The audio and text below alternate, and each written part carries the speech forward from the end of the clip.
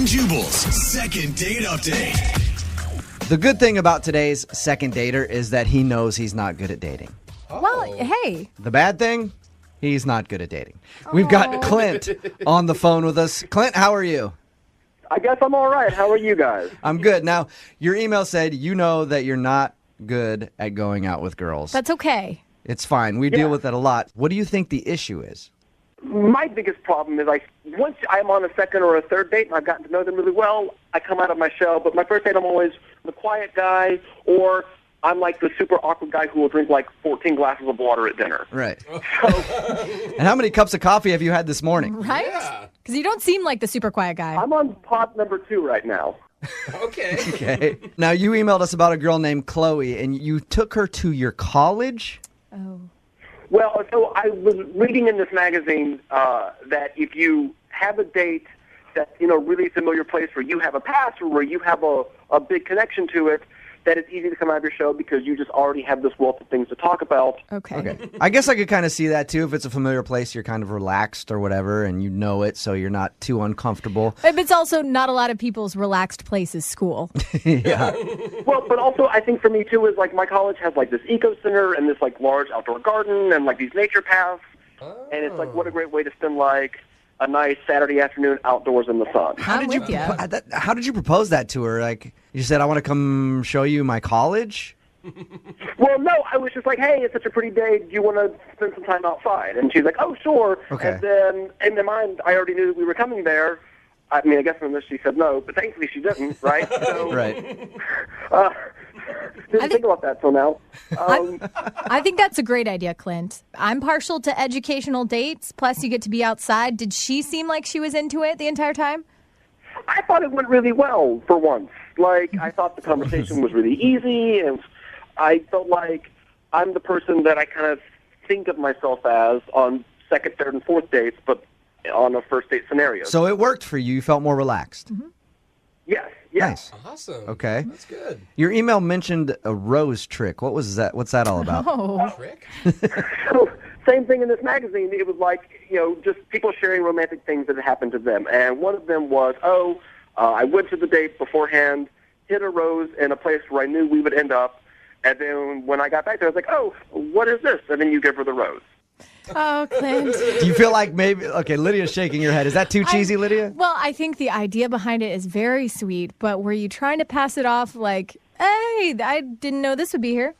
Yeah, so we walk into the room, and the rose bear's like, oh, hey, what is this? And I give it to her, and then she kind of does the, like, did you put this there? And I just kind of played the, like, oh, we'll never know kind of coy card, I guess. All right. Coy, huh? And how many times have you tried to get a hold of her since your date? Maybe 4 times. Okay, that's not too bad. Now it's been 2 weeks, and it's like, okay, I'm pretty sure that I've done something wrong. Okay. You want to know what? I think that maybe the date is just kind of strange, and the rose trick, a little too cheesy. Yeah, but there's so many good intentions behind it. You were trying to be creative. I think that there's hope here. Yeah, but you don't think maybe trying too hard? Like, I think it may have come off like you're trying too hard, Clint. I mean, but like I feel like all of my other dates have been just in really normal bar, restaurant settings, and it's just been misfire after misfire. And so for me, it was like, okay, let's just go wildly off the beaten path and try something else. Okay. All right. Well, we're going to play a song, come back, call her, and get your second date update, all right? Okay. All right, hold on. Moving 92.5. Brooke and Jubal in the mornings. Second date update. Today's second dater, Clint, took a girl on a college date. Oh. I was thinking about if I took a girl to where I went to college, it would not be impressive. Hey, here's El Camino Community College in Torrance, California. Hey. I took like half a class here and then just quit. For some people, though, it would just be walking them over to their desktop computer. So at least you've got one up on them. That's true, yeah. The University of Phoenix is where I went to college. This is my computer.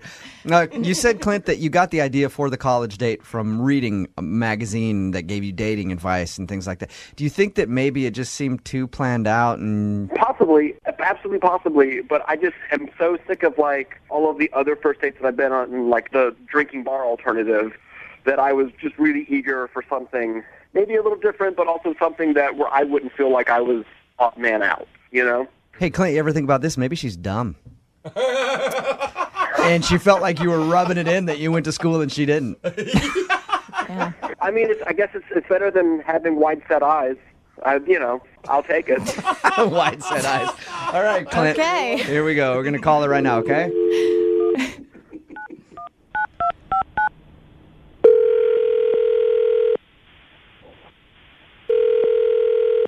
Hello, Hi, can I speak to Chloe, please? this is her. Hey, Chloe, how are you? This is Jubal from Brooke and Jubal in the Morning on Moving 92.5. Oh my gosh. How's it going? I'm good. How are you? I'm good. It's nice to meet you. Nice to meet you. Are you wondering why I'm calling? Yeah. I'm calling you because you recently went out on a date with one of our listeners. Oh. A guy named Clint who listens to our show. And Clint wanted us to call you. I remember Clint. Did you have fun on your date with Clint? Yeah. Clint and I are probably not really meant for each other, but yeah. Clint did tell us about your date a little bit, and from the sounds of it, it sounded kind of awkward to me. Like he took you back to his college and walked around there, and then he did like an awkward little, oh, look, I found a rose, and gave it to you. I mean, he went through the trouble of like planting a rose, like on this walk that we were going to take. So you liked that? Yeah, it was a super romantic idea. Okay. I just felt weird, like a weird feeling throughout the date. Like a general bad vibe or... Like, I realized it probably like an hour or so into the date. He just hadn't taken his eyes off me the entire time. What? Oh, really? I don't know if you've ever really like been in a situation where someone is just not taking their eyes off of you, but... Welcome to every single conversation I ever have, Chloe. It's tough. Oh, I feel your pain. Did he just creep you out? Is that what you mean? I don't think he's a creepy guy, but like he did kind of creep me out, Like it got to the point where like I literally was trying to like throw his like gaze onto like another, thing. Like there was this awesome building you could see kind of like over these like trees. I pointed at the building. I like looked at this awesome architecture, and he like awkwardly turned around so that like I would be in the building behind me. What? Like he wouldn't just like turn his head. I know it was just like really weird. He would not. There was never a moment when I was not in his eyesight. So he was just staring at you the whole time. I think I know what the issue is, Chloe. Yeah. And I think there's only one real way to find out, and that's to ask Clint. Clint? Hi. Chloe, Clint is on the phone with us. Oh. What? Hi, Chloe. Oh my God. Hi. Hi, how are you? Clint, did you read in one of your little dating help magazines that you should always make intense eye contact? Yeah. Intense wasn't the word that they used. Considerate eye contact was one of the pointers. Oh, no. Do you realize you were just staring at Chloe the whole time? It hadn't occurred to me, but I do remember moving to look at her and a building. So, Chloe, I'm going to help Clint out here, okay? Clint is not very good at dating, and he talked to us about it. He read a bunch of articles and dating tips before he went out with you. That's where he came up with the college date. And the little rose trick and everything else because he wanted to do something special for you, but he doesn't really know how, and he finds himself being very awkward on dates. And even after all the help, still found himself being awkward on dates. So Come on. that's probably where the eye contact came from. Okay. yeah. Well, the thing is, once people get to know me, I feel like I come out of my shell and I'm really personable and I'm really engaging. I just...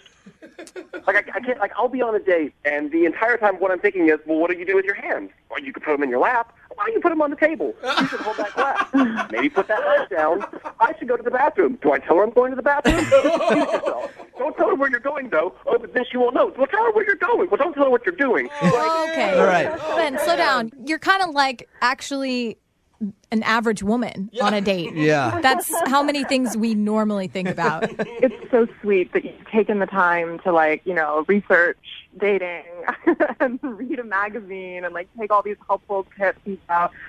Just the eye contact, it just like was so weird and kind of creeped me out and all of that. And I mean, I would say like maybe just next time, like, don't take so much advice from a magazine. If you just, be yourself in the future, I bet, a lot of girls are going to like you. Just date people over the phone, Clint. Yeah. Like, honestly, but I would say that I feel like if you were willing to go on a second date, I feel like now that we know each other a little better, it would probably be less awkward. Or I could like wear an eye patch. Clint. Clint. Sunglasses. You dog, are you asking her out on a second date? Look at you. Hey, I bet you that's not in his magazine, No. okay? Clint, you just did that on your own, buddy. It's true. I did it, everybody. Chloe. Come on, Chloe. Clint just asked you out. He manned up and did it. Would you go out on a second date with Clint? We will pay for it. You know what? Yes, I will. You will? Hey, good. Awesome, Clint. Look at what you did, Clint. It goes with Jubal's theory about you should just never read. Yeah. Stop reading things, Clint. Congratulations, man. See, just a little bit of confidence. You relaxed, and you were able to actually ask her out. That's impressive. Thanks. Thank you for helping us out. Me out. I don't know. More words. Yeah. Chloe, are you excited to go out with Clint again now that you know the eye contact thing was just something that he read? Just kind of being yourself is sort of the key thing, and kind of being able to really just kind of go with whatever's happening. So you hear that, Clint? Chloe's just saying, be yourself, man. Don't try too hard. Yeah. In the meantime, go ahead and Google, how do I be myself? Before your date. Brooke and Jubal in the morning. Brooke and Jubal's second date update. When we first saw this email about the second date update, I assumed it was Mason from Afternoons here at moving925.com. And I was just going to simply respond and go, they haven't got back to you because they already sealed the deal on your first date, so they're not going to call you back because... You jerk. That was low, Jubal. Low blow to Mason. Low or true? Yeah, exactly. This Mason actually happens to be a guy. Mason, how are you? Hey, how you doing, Jubal? I'm good. Now, you went on a date with a girl named Molly. Tell us about it. So, basically, we're at the Seahawks-Green Bay crazy Monday night game. That is the best first date ever. I hope she put out. Right? Exactly. I thought I kind of had all my ducks in a row. I thought I was killing it. Yeah. But as soon as that touchdown pass was thrown at the end, you're like, yes, thank God. I love you, Golden Tate. Okay. So what happened after I thought I had it in the bag, but we start walking out, and she makes a beeline for her car. And I'm like, where are you going? So I call her. She doesn't return my calls. I don't know what's going on. Was she a Green Bay fan? No, I mean, unless, she was secretly a Green Bay fan. So what did she say to you when she beelined to her car? She didn't say anything. It was kind of like, I don't know. Maybe I had a few too many. I don't even know. But it didn't make any sense. So that's why I need Jubal to take this one. Are you an angry fan? Because when I go to games, I drop a lot of colorful language. Especially if there's small kids around. Oh, even more if there's small kids around. I need them to learn things. It makes it more angry. So are you one of those kind of fans? Do you get like that into it where she would have been like, whoa, this guy's a little bit too much? No. I'm a huge Seahawks fan, but, I knew how to lay there, so I wasn't going to be crazy. Okay. You are totally in the dark on this one. Yeah, I have no idea. I don't know what's going on. Right. Okay, cool. Well, we're going to call her right after this and get your second date update, okay? Awesome. Thanks, man. Moving 92.5. Brooke and Jubal in the mornings. Second date update. I still think that Mason took Molly out on probably one of the best first dates ever. Yeah. By going to that Seahawks versus Green Bay game. Mason, you ready to call her and find out why at the end of the game she just split for her car and wouldn't even tell you why? Yeah, I'm really ready. So, the only regret I have is, I guess, not making out with her at the game. Yeah, as soon as that touchdown pass was thrown, you should have just kissed her right then. All right, I'm going to call her right now.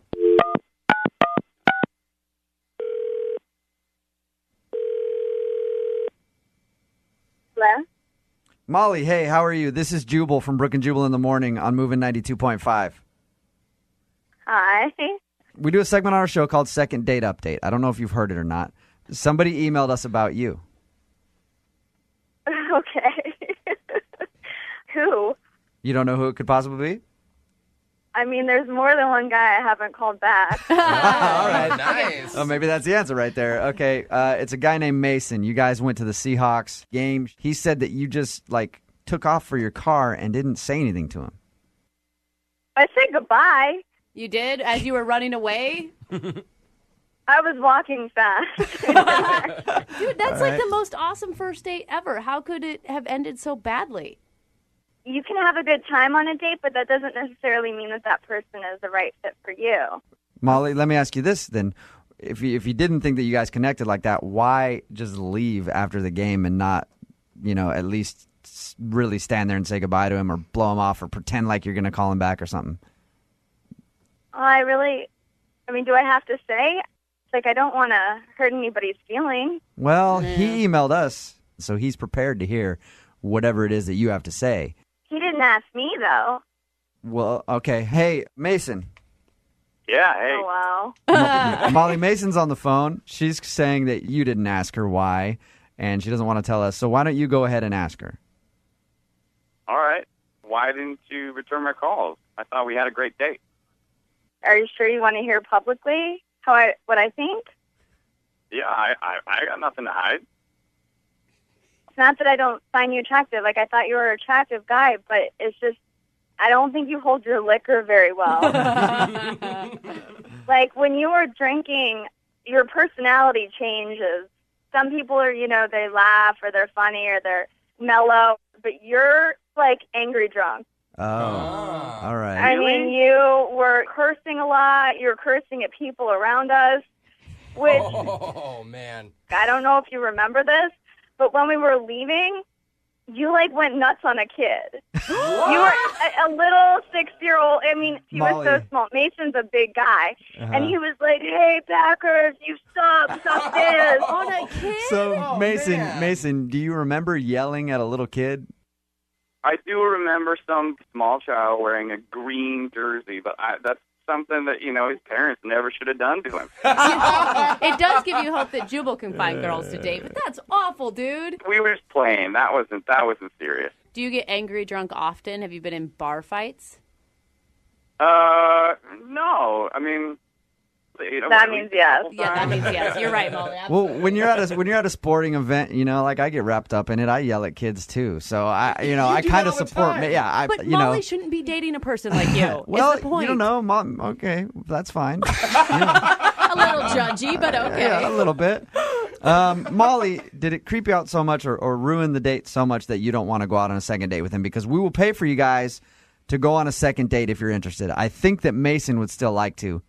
I'm all about it, and I promise I will keep my drinking to 2 beers. Okay. Molly, would you be interested in going out on a second date with him? I mean, I'm Please, sorry. I just come don't on, think Molly. we are a fit. How about this? Okay, so you're saying no now, but what if for the second date, me and Mason hang out a little, get a little tuned up, and then I send you guys to the Rainforest Cafe so we can just yell at every kid in there? Brooke and Jubal in the morning. Brooke and Jubal's second date update. Everybody knows that the way to a woman's heart is car humor. What? And that's how Roger, the guy who was on the phone to do a second date update today, says he scored a date with Marissa, the girl that he wants to call. He said he used car humor. I don't really know what that means. That's just what his email said, so hopefully we can get an explanation. Roger, what exactly do you mean you scored a date with her using car humor? Well, just that. I made a joke. I figured she's at a car show. She likes cars. I like cars. I made a joke. Okay, you met her at a car show. Yes. Okay, and I have to know, what was your car joke? Well, it's nothing great, but it worked for her. She was standing next to this 1970 Dodge Charger. It was a gorgeous car, but she looked so good next to it. I almost missed the car completely. But I just said I got to talk to her, so I went up and I started some small talk, and I said, I'm rebuilding a car just like this, but all I've got so far is a steering wheel. That That's was it. actually cute. I would fall for that too. I know it's lame. It's lame, but good. But apparently it worked, right? You guys went out. It worked. Okay. Exactly. We started talking. Yeah. You sound charming enough to pull it off. Well, I don't look it. It would have worked better on the phone. So is the date that you want to talk about at the car show, or did you guys end up actually going out? No, yeah, the car show went great. The actual date was that weekend at a concert we went to. Oh, you even took her to a show. I did. She was down. She said she wanted to go to a show with me. Okay. And how did the show go? It went great at first, but I have to be honest. I showed up at her house on my bike, of course. Wait a minute. Did you say on your bike? Yes. Like a motorcycle? No, bicycle. Okay. You showed up on a bicycle. Yes, I lost my license. It's been many years ago. It's just something I'd rather not get into. But anyway, Did she know that you were going to show up on a bicycle? No. Okay, listen. First problem. I mean, I think the bicycle's fine if you give a girl a warning, especially if you meet a man at a car show. You'd assume that he's going to come pick you up, I don't know, in a car. I mean, I understand what you're saying, but I figured we had some good connections, some good common ground, that it wouldn't be a big issue. So what were you going to do? Put her on your handlebars and take her to the concert? Well, I'm a gentleman, okay, so obviously I thought, okay, well, if she drives us, I'd be a gentleman. I'd pay for parking. I'd pay for the tickets to the show, drinks, whatever she needed. I wanted to do that, at least since she was driving. Okay. Oh, yeah. Okay. Did you ask her beforehand to drive, or did you just show up like, hey, you got to drive us? I asked her if she could drive, but she didn't know I was going to show up on a bike. Okay. So she thought you were just being like, hey, you want to drive? Because, that'd be cool. Right. Okay. Right. But she kind of had to drive. She had no choice.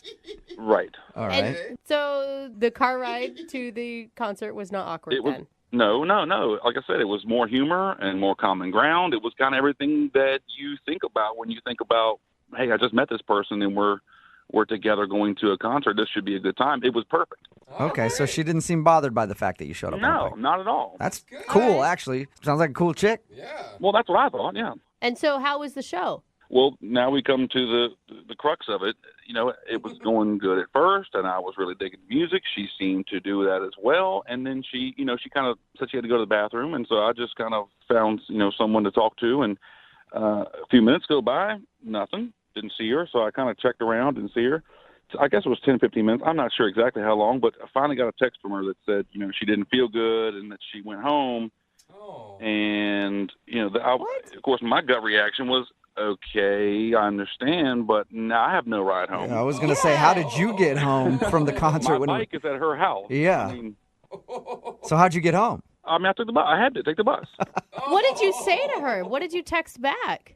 Well, at this point, I'm still assuming she's fallen sick. I don't want to offend her. I mean, I'm kind of offended myself that she didn't offer to at least ride me home. So I didn't say much. I didn't want to.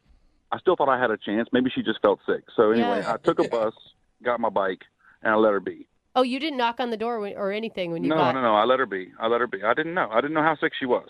Okay. Have you let her be since the date, or have you tried to call her a few times? No. I made some text message advances, if you will. I made some more car humor that seemed to work the first time. I figured it would work again. God, you have a big library of car jokes at your disposal. I do. I pride myself on that, yeah. So have you heard anything from her at all?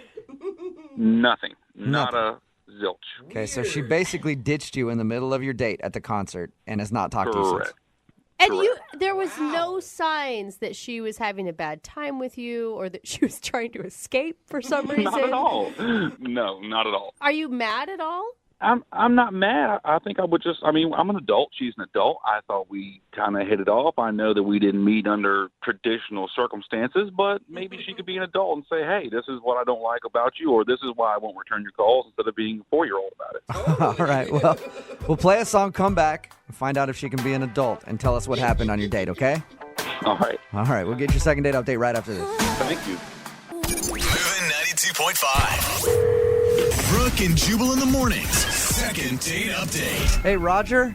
Hey. Hey, before we make the phone call for your second date update, I wanted to first congratulate you on being the first person to do a second date update that has ever showed up for their first date on a bike. I was just thinking about it. We've had people show up on motorcycles before, but nobody actually show up on like a 10-speed bike and then make their date drive them somewhere. Well, thanks very much. It's an honor to be the first. It's an honor to have you on the show.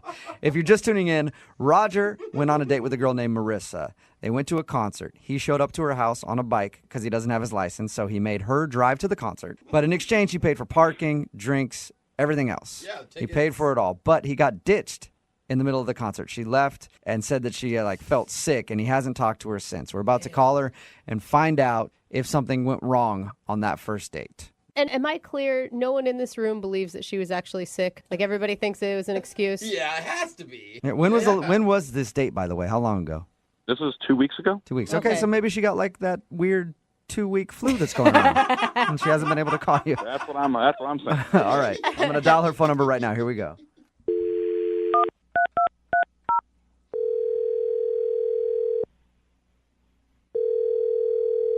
Hello? Hi, is this Marissa? Yeah, speaking. Hi, Marissa. My name is Jubal from Brooke and Jubal in the morning. Seriously? Yes. How are you? Yeah, I know you guys. You do? Oh, awesome. How you doing? I'm doing pretty good. Nice. How about you? Good. Nice to meet you. You as well. Have any idea why I might be calling you today? Well, I guess there's probably a lot of reasons you could be calling. Well, I'm calling you today because somebody emailed us for a second date update. Oh, my God. Have you heard second date updates before? Oh, yeah, totally. I listen to them all the time. Never thought that I would be on it, though. Congratulations. How many dates have you been on in the last 2 weeks? 2. 2, okay. And of those 2, was one of them named Roger? Yes. All right. Well, Roger would be the one that emailed us for a second date update. Yep, I bet he did. Oh, really? He told us that you ditched him, and then, he said that you said you got sick, but we're all assuming that you ditched him in the middle of a concert. Yeah, was it that subtle? Dude, that's not cool. You were his ride, man. You can't just leave somebody stranded. Yeah. I know, I'm usually a good person, but, this was bad, you guys. I don't know what he told you, but I would love to tell you the true story. Really? Okay, so tell us what happened. So, I don't know if he told you this, but we met at a car show. So, I'm pretty surprised when he shows up to my door on a bicycle. He actually told us that. Yeah. He said that he showed up on a bike and asked you to drive to the concert. Oh, okay, he told you that. What else did he tell you?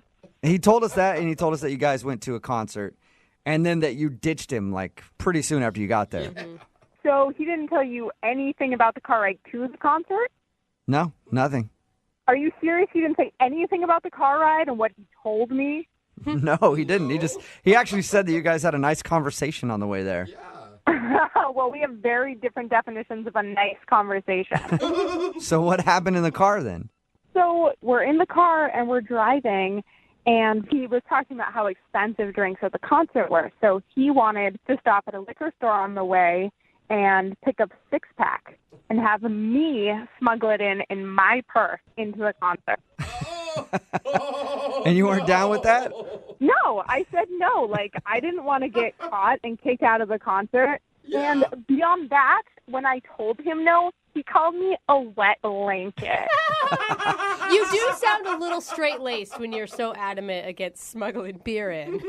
Well, you just meet someone, and let's be honest, it was not a small venue. I've been there before. They check purses. I knew it wasn't going to work. What's the point? So he insulted you after geez, just trying to save some money on beer, you wet blanket. Yeah, totally. But it's almost I'm driving. I'm trying to go with the flow of the night. We're going to go to a concert, and it's cool. So I'm trying to, be open and brush it off a little bit. Yeah. But then we get into the concert, and, it's about 15 minutes into the show. Things haven't really built up yet. And he tries to pick me up and crowd surf me, hand me off to another person. What? Yeah. No one else is doing this yet. I just met this guy. He doesn't know me. It's not like I was do it, Help me. I'm trying to picture this. So he just got behind you and tried to lift you up? And then hand you off? Yeah, I was like, what are you doing? I freaked out. Who crowd surfs anymore anyway? I don't know. Is crowd surfing still a thing? I think so. So at that point, I was a little annoyed, but I was, trying to let it go. And then the final straw comes, right? Uh-oh. So he tries to get me to flash the band. No! What? Yeah. No way! Did you say to flash them? Yeah. What did he say to you? He was like, hey, show the band your Are you serious? Why? He kept telling me it would be hilarious if I showed the band my boobs. I was like, yeah, okay, I'm gonna fall for that one. Thanks, buddy. Is that when you left? Yes. I said I had to go to the bathroom, and I just went straight for the exit. I thought about, like, calling a friend, getting a second opinion, but no, I was just out of there. Oh, my gosh. He sounded so charming and lovable when we talked to him. Yeah. I'm, like, shocked by this information. Yeah, he sounded that way at the car show to me, too, but, like, you know, Dr. Jekyll, Mr. Hyde, man. Show me your boobs! You know that he's actually on the other line listening to this conversation and wants to talk to you? Oh, yeah, I know. Okay, you do know the second date updates. Roger? Yeah, hey. Hey, man. Marissa, really? Did it take this to discuss it with you? Let's go over this. So what was the first turn off for you? I mean, bicycle and me driving. Oh my gosh. Okay, all right. So I have a troubled past. Like, I feel like you were a grown up, you were an adult. Maybe you understand. You know, hey, I'm moving on. Oh. Wait, I don't want to talk about it. You're talking about adulthood when you're the one that's telling her to show the band her boobs? Okay, Good well, point. on that particular note, I thought it would be cool that if she showed the band her boobs, then we could maybe get like a backstage pass. I would really impress Marissa.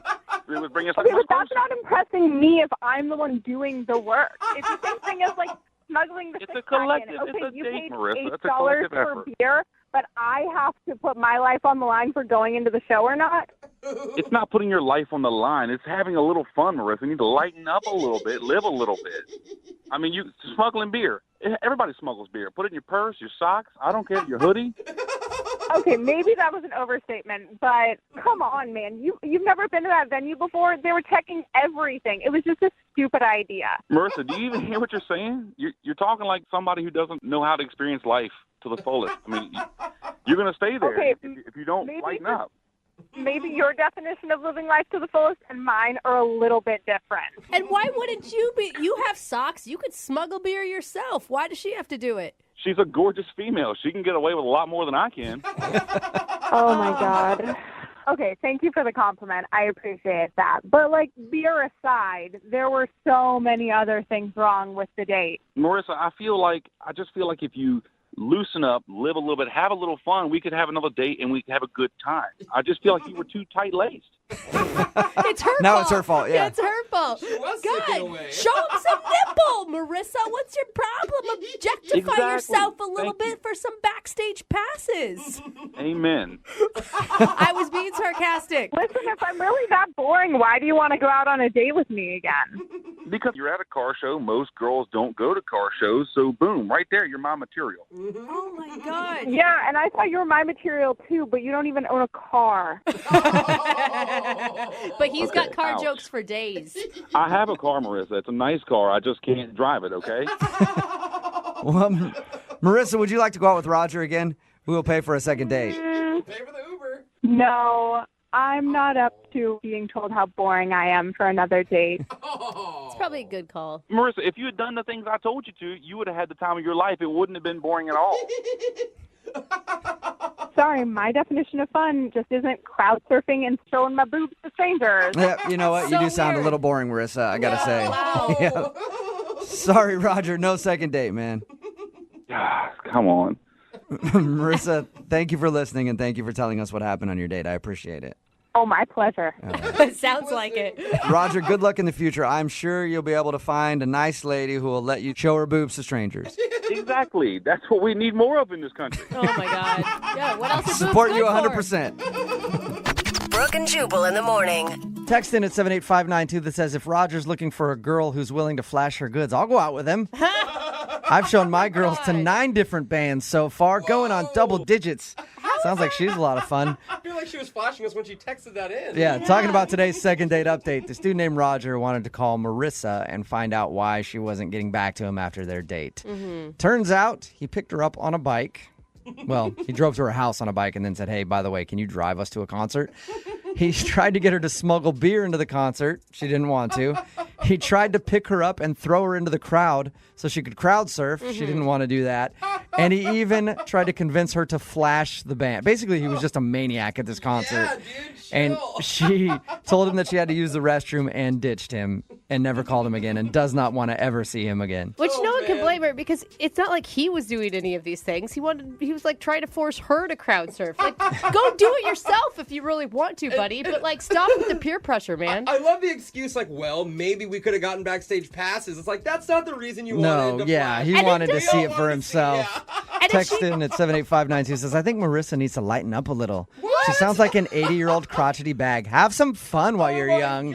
I like how this guy was an a-hole the whole concert, and everybody's ripping on her for not flashing the band. Oh my gosh. And even if she got backstage passes, like he would have been invited. Yeah, right? I mean, the reason a band would invite you back isn't the reason why they're going to have a dude come along Good too. point, Brooke. So they agreed to not go out again. Oh, man. Poor Roger. But hopefully he'll find somebody who's a little more his speed and not so boring. Oh, God, stick in the mud. Yep. And remember, if you want to do a second date update, all you have to do is email the show, and we will call the person who didn't call you back. Brooke and Jubal's second date update. A rec sports league is a good way to meet people. I know that I've met people that way before. Anytime I've been in one, I always meet people because I played dodgeball a while back, and it was just like, anybody who hits me gets me. What? Yeah. What It's a good way to meet people. Although, I was just playing by myself. I would just hit myself with a ball, and then things would happen. But it was fun, though. I don't think you have to sign up for a rec league for that And time. Andrea, who's on the phone right now, met the dude she wants to call at a rec sports league. What sport was it, Andrea? We actually play kickball. Kickball. All right. Anybody who kicks me gets me. No. Is that what happened? No, it doesn't quite work like that. What kind of weird rec leagues are you joining? Everything baseball. You're so What's weird. What's the name of the guy you want to call today? Dennis. Dennis. All right. Is Dennis on your team or was he on an opposing team? Was he a competitor? He was actually on an opposing team, and he was a newbie, so I'd never seen him before. I do feel like I played kickball for a while, and it's kind of hard to meet somebody on the other team because, I mean, other than if you're like on first base and he makes it to first base, you're not spending a lot of time with them. Well, when we were out on the field together, he and I sort of locked eyes kind of immediately, so I feel like there was a thing, and we were kind of like flirting with our eyes. Okay. Oh, all so right. When did you guys finally talk? After we were done, we kind of wished them, like, good game, we won. And as a consolation prize, I was like, hey, you should come out with us and, like, have a drink afterwards and, bring your team, So we got to hang out after. Okay, so you guys didn't get drunk and brawl each other because there was still a lot of bad blood? I mean, we don't get too rowdy unless, like, someone on the other team's a jerk, but they were all really nice. Okay. Well, and that's like an awesome low-pressure way to meet somebody, too. Because if it turns out that you don't like them, it's easy to just go hang out with your friends. That's what I figured, and it wouldn't be awkward like me asking him on a date. It was just like, yeah, let's go chill and have a couple beers, How was it? It was awesome. I mean, we really connected. The conversation was super easy. He's hilarious and really sweet, and I was like, yeah, like, I would love to go out with you again another time. Maybe we can have dinner. And I was like, oh, okay. So I guess this is like moving into date territory. Yeah. Oh, sweet. So did you actually make it to dinner, or has he not called you back from this meeting? No, I mean, we texted for a while, and then he wanted to go out and do like a quote-unquote surprise fun activity. And I was like, okay, I don't know what that means. And so we set a date to go out. What'd you guys do? What was the surprise? It's actually a really cute idea. We went to this cooking class at Williams-Sonoma, and I thought it was like a super sweet idea, like a kind of a couple-y thing, but whatever, like, fun first date. And we learned to make lasagna. Fun. Okay. Oh my God, and he had to have been totally into you. I mean, that is a commitment, right? Cooking And they're class. not cheap, those classes. Yeah, and if you're like not getting along, you're kind of stuck for like, Right. Almost 2 hours. Exactly. At least you got lasagna out of the deal if you guys didn't get along. But Guaranteed. how did everything go? It was awesome. I mean, I just feel like we really clicked. It was so comfortable, and it was just so fun. And then I suggested we go get another drink, but he had to get up super early the next day, so he was like, oh, I'm probably just going to go home. So we walked out of the place, and he just gave me a hug and then went his separate way, which I thought was kind of weird, like no kiss, no like, I want to see you again. And to me, that was kind of strange after like the awesome time we just had. getting up early feel like an excuse to get out of there? I know he has an intense job from what he was telling me, but like it was a little bit weird, I think. I mean, I don't know. This kind of thing happens to me all the time, so I'm not really sure. Like, what do you mean it happens to you all the time? Like, dudes are always like, I got to get up early when you're on a date? Did you? Well, I just feel like I have these really awesome first dates, and I'm like into the guy, and then he just kind of wants to hook up, or like I just never hear from him again. And I don't really get it because I think that's really common, though.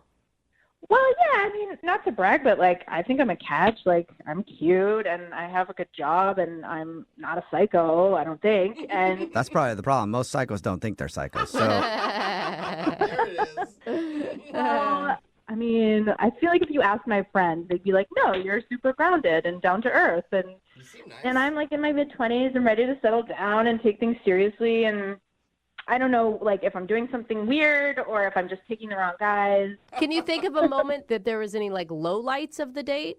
I don't know if I said something or if, like, he just got tired. And I texted him the next morning and was like, hey, I had an awesome time. Like, I would love to do that again sometime soon. And he was like, yeah, me too. But then nothing ever happened. Like, he stopped texting and he never asked me out. So wow. It's been like a week. Okay, a week. Wow. All right. Well, we'll play a song and then come back and call him and get your second date update, okay? Okay, awesome. Thank you.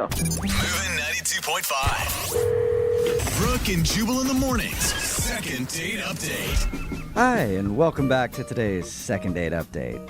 Today we're going to be cooking up some love. Oh. We're going to teach you how to do that. First, you take 1 part Andrea and then mix in 1 part Dennis.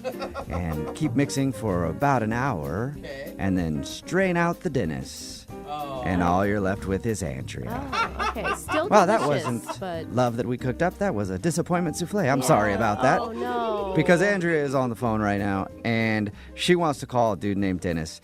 They went out to a cooking class. She said they had a great time. At the end of the evening, he said he was tired and had to get up early for work, so he left, gave her a hug, and they texted one time, and he said he'd like to go out again. But other than that, she has not heard from him at all in over a week. So we're going to figure out if he does actually want to see her again or if he's blowing her off. All right, Andrea, you ready to go?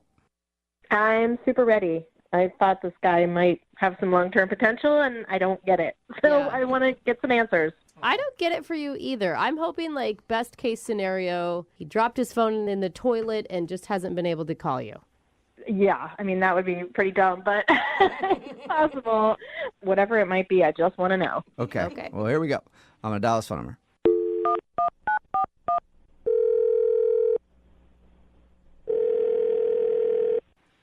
Hello? Hi, I'm looking for Dennis. This is him. Dennis, how are you, man? This is Jubal from Brooke and Jubal in the morning. I'm doing well. Who is this? Are you Dennis from the kickball team? I might be, depending on who's asking. Well, I'm asking actually on behalf of somebody who listens to our show. Okay. Yes, I am Dennis from the kickball team. Okay, Sweet. Well, Dennis from the kickball team, I'm calling you today because we do a segment on our show called the Second Date Update. That's where if you go out on a date with somebody and then end up not calling them back, they can email us to get you on the phone and ask what happened. And Andrea from the other kickball team, and then also from going to a cooking class with you, is... Oh, okay. So this is about Andrea. Yeah, that's why I said it. Oh, okay. Sorry, I'm just trying to know what's going on. Okay, It's all good. I know it's confusing. But yeah, Andrea emailed us because she said that you guys went out on a date and she liked you a lot, but you've kind of been blowing her off. Yeah, I guess you could look at it like that. Were you meaning to get back to her and you just haven't had a chance to? Because she said the last thing you texted her is like, yeah, let's go out again, and then nothing. To be honest, I kind of just said that. Why? So you didn't want to see her again?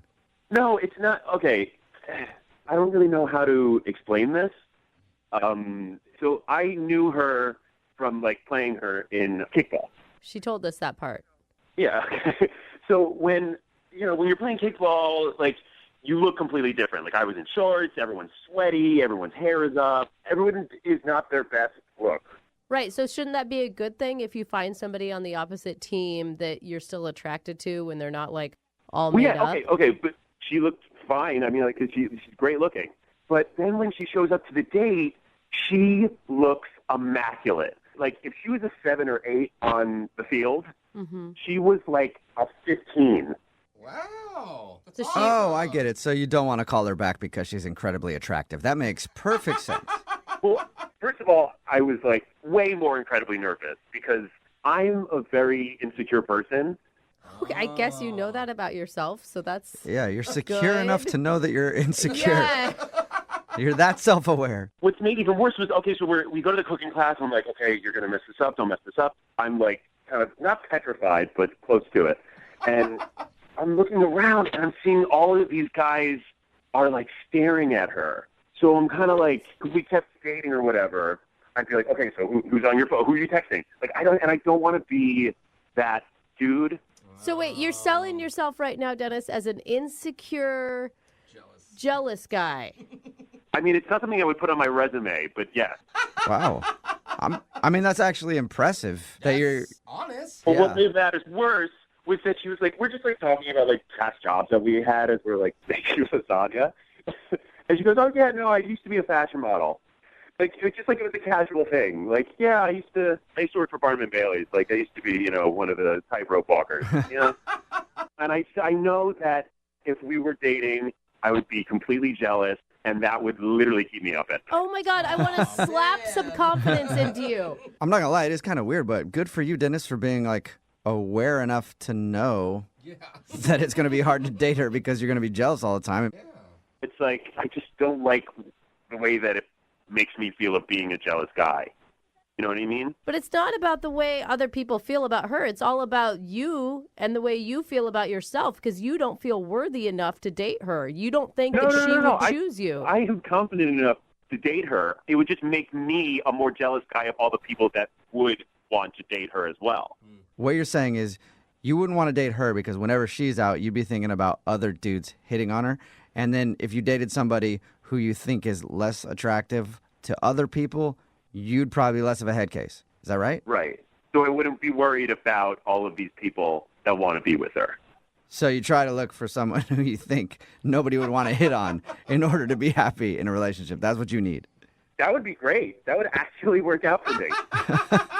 I mean, I can respect the honesty. I mean, you're not getting into a relationship with someone and then you're going to be jealous and then you're going to ruin both your time and her time. I mean, nobody wants to be with a jealous person. I'm sure Andrea doesn't. Actually, you know what, Dennis? Let's ask Andrea because she's actually on the other line listening to this conversation. So, wait, what? Yeah, she's on the phone. So it'd be good to get her to weigh in on this. You there, Andrea? Yes, I am. Hello there, Dennis. Hi, Andrea. Okay, you should have told me that you were there before. Okay. I've never heard anything like this before. Like, what? I don't know if... Dude, can anybody I mean, I don't know whether to laugh at you or feel bad for you or feel disgusted by you. Like, I think I feel all three things in one. I'm with you on that one. Well, so you feel all of those things because I was honest? Okay, Completely honest. you are what's wrong with guys. You put so much value on looks, and why are you like a little boy who is scared to have an attractive girlfriend? Like, you should be proud. No, I'm not. And if you can't be, sorry, Dennis. Let me finish talking. At least let me say two things before you dominate the conversation. You can't be confident and jealous at the same time. Okay, that's true. That's not possible. Okay, are you finished? Yes. Thanks for asking. You're so welcome. I'm glad this has been such a lovely discourse between me and you. No, you're telling me that you don't get hit on a lot? What's the problem with that? It's not like I'm going to go sleep with every guy. I'm not a dude. If I like you, I'm going to date you. I thought your self-deprecating humor was kind of charming, and now I'm realizing like I seriously just dodged a bullet. You're kind of pathetic, dude. Yeah, I mean, Well, I'm the pathetic one who called into a radio station because they couldn't get... Man, this is good. I don't even want to interrupt this. You guys are good at arguing with each other. Now the woman that's too hot is pathetic? Honestly, though, like, it's so sad that guys just can't tell you the truth up front. I have to go call Why does it have to be a difference between guys and girls? Give me a break. I'm not the one who called and was like, I want another date with this person. I'm really glad that this all happened because you saved me from a giant, horrible, disgusting mistake. Well, hold on, Andrea. You don't know yet. Andrea, you don't know yet for sure. Dennis, would you like to go on a second date with Andrea? We'll pay for it. Why not? She was very attractive. I'm kidding. No, I would not want to. Shocker. Wow. You know what? I would take a date with somebody else, though, a good guy who has some confidence and isn't scared to date a powerful woman. That's what I would like. Okay. You're the one who called the radio station. You don't get to be like, well, yeah, you really saved me. Gospel. Yeah, okay. Just do that and shut up. What? You just told me to shut up? Yes, I did. I just told you to shut up. Tell me more about the You just want a woman you can dominate and control, and you are terrifying. You're like a sociopath. Hey, both you guys. Wow. Normally when we do these things, like someone on the phone usually is like, "Are we done now?" And I have to ask both of you because now both of you guys are in control. Are we done? Can we finish this thing? Yeah, I have nothing more to say. Okay. Yeah, I think it's pretty clear, like, the problem with the situation, and it is clearly Dennis. Okay. Okay. I think that means we're done. You guys can text each other after this. Yeah, you guys can figure it out. I don't know. Lost control of this thing somehow, but you guys aren't going out again, right? I just want to be clear on that. Yeah. No! Okay, got you. Thank you. See you later. Brooke and Jubal in the morning. Every dude listening right now is texting in at 78592, and they're wanting a date with Andrea from the second date update. It's Brooke and Jubal in the morning. If you missed it, Andrea wanted to call this dude named Dennis. They met at kickball, and I would never thought I'd hear a guy tell us that she's too attractive to date. But that's exactly what Dennis told us when we got him on the phone. They met playing kickball. Dennis admitted that if he was going to date her, he would always be jealous and would always be worried about all the other dudes in the world hitting on her. And he said that he just can't date her because he knows himself too well and he would just be too jealous.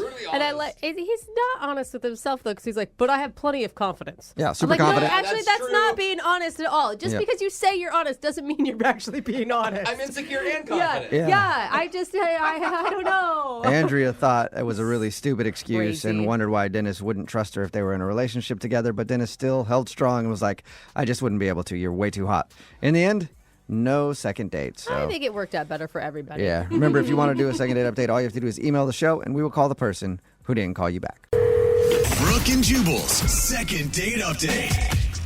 In my opinion, it's always a good date when the possibility of handcuffs getting whipped out comes into play. On a first date. Wow. But not everybody feels that way. Like Frank, who's on the phone for a second date update right now. What's up, Frank? Hey, guys, what's up? Not much. So you almost got the handcuffs put on you, huh? On a first date. That's what I like to hear. It's like Freaky Frank already, right?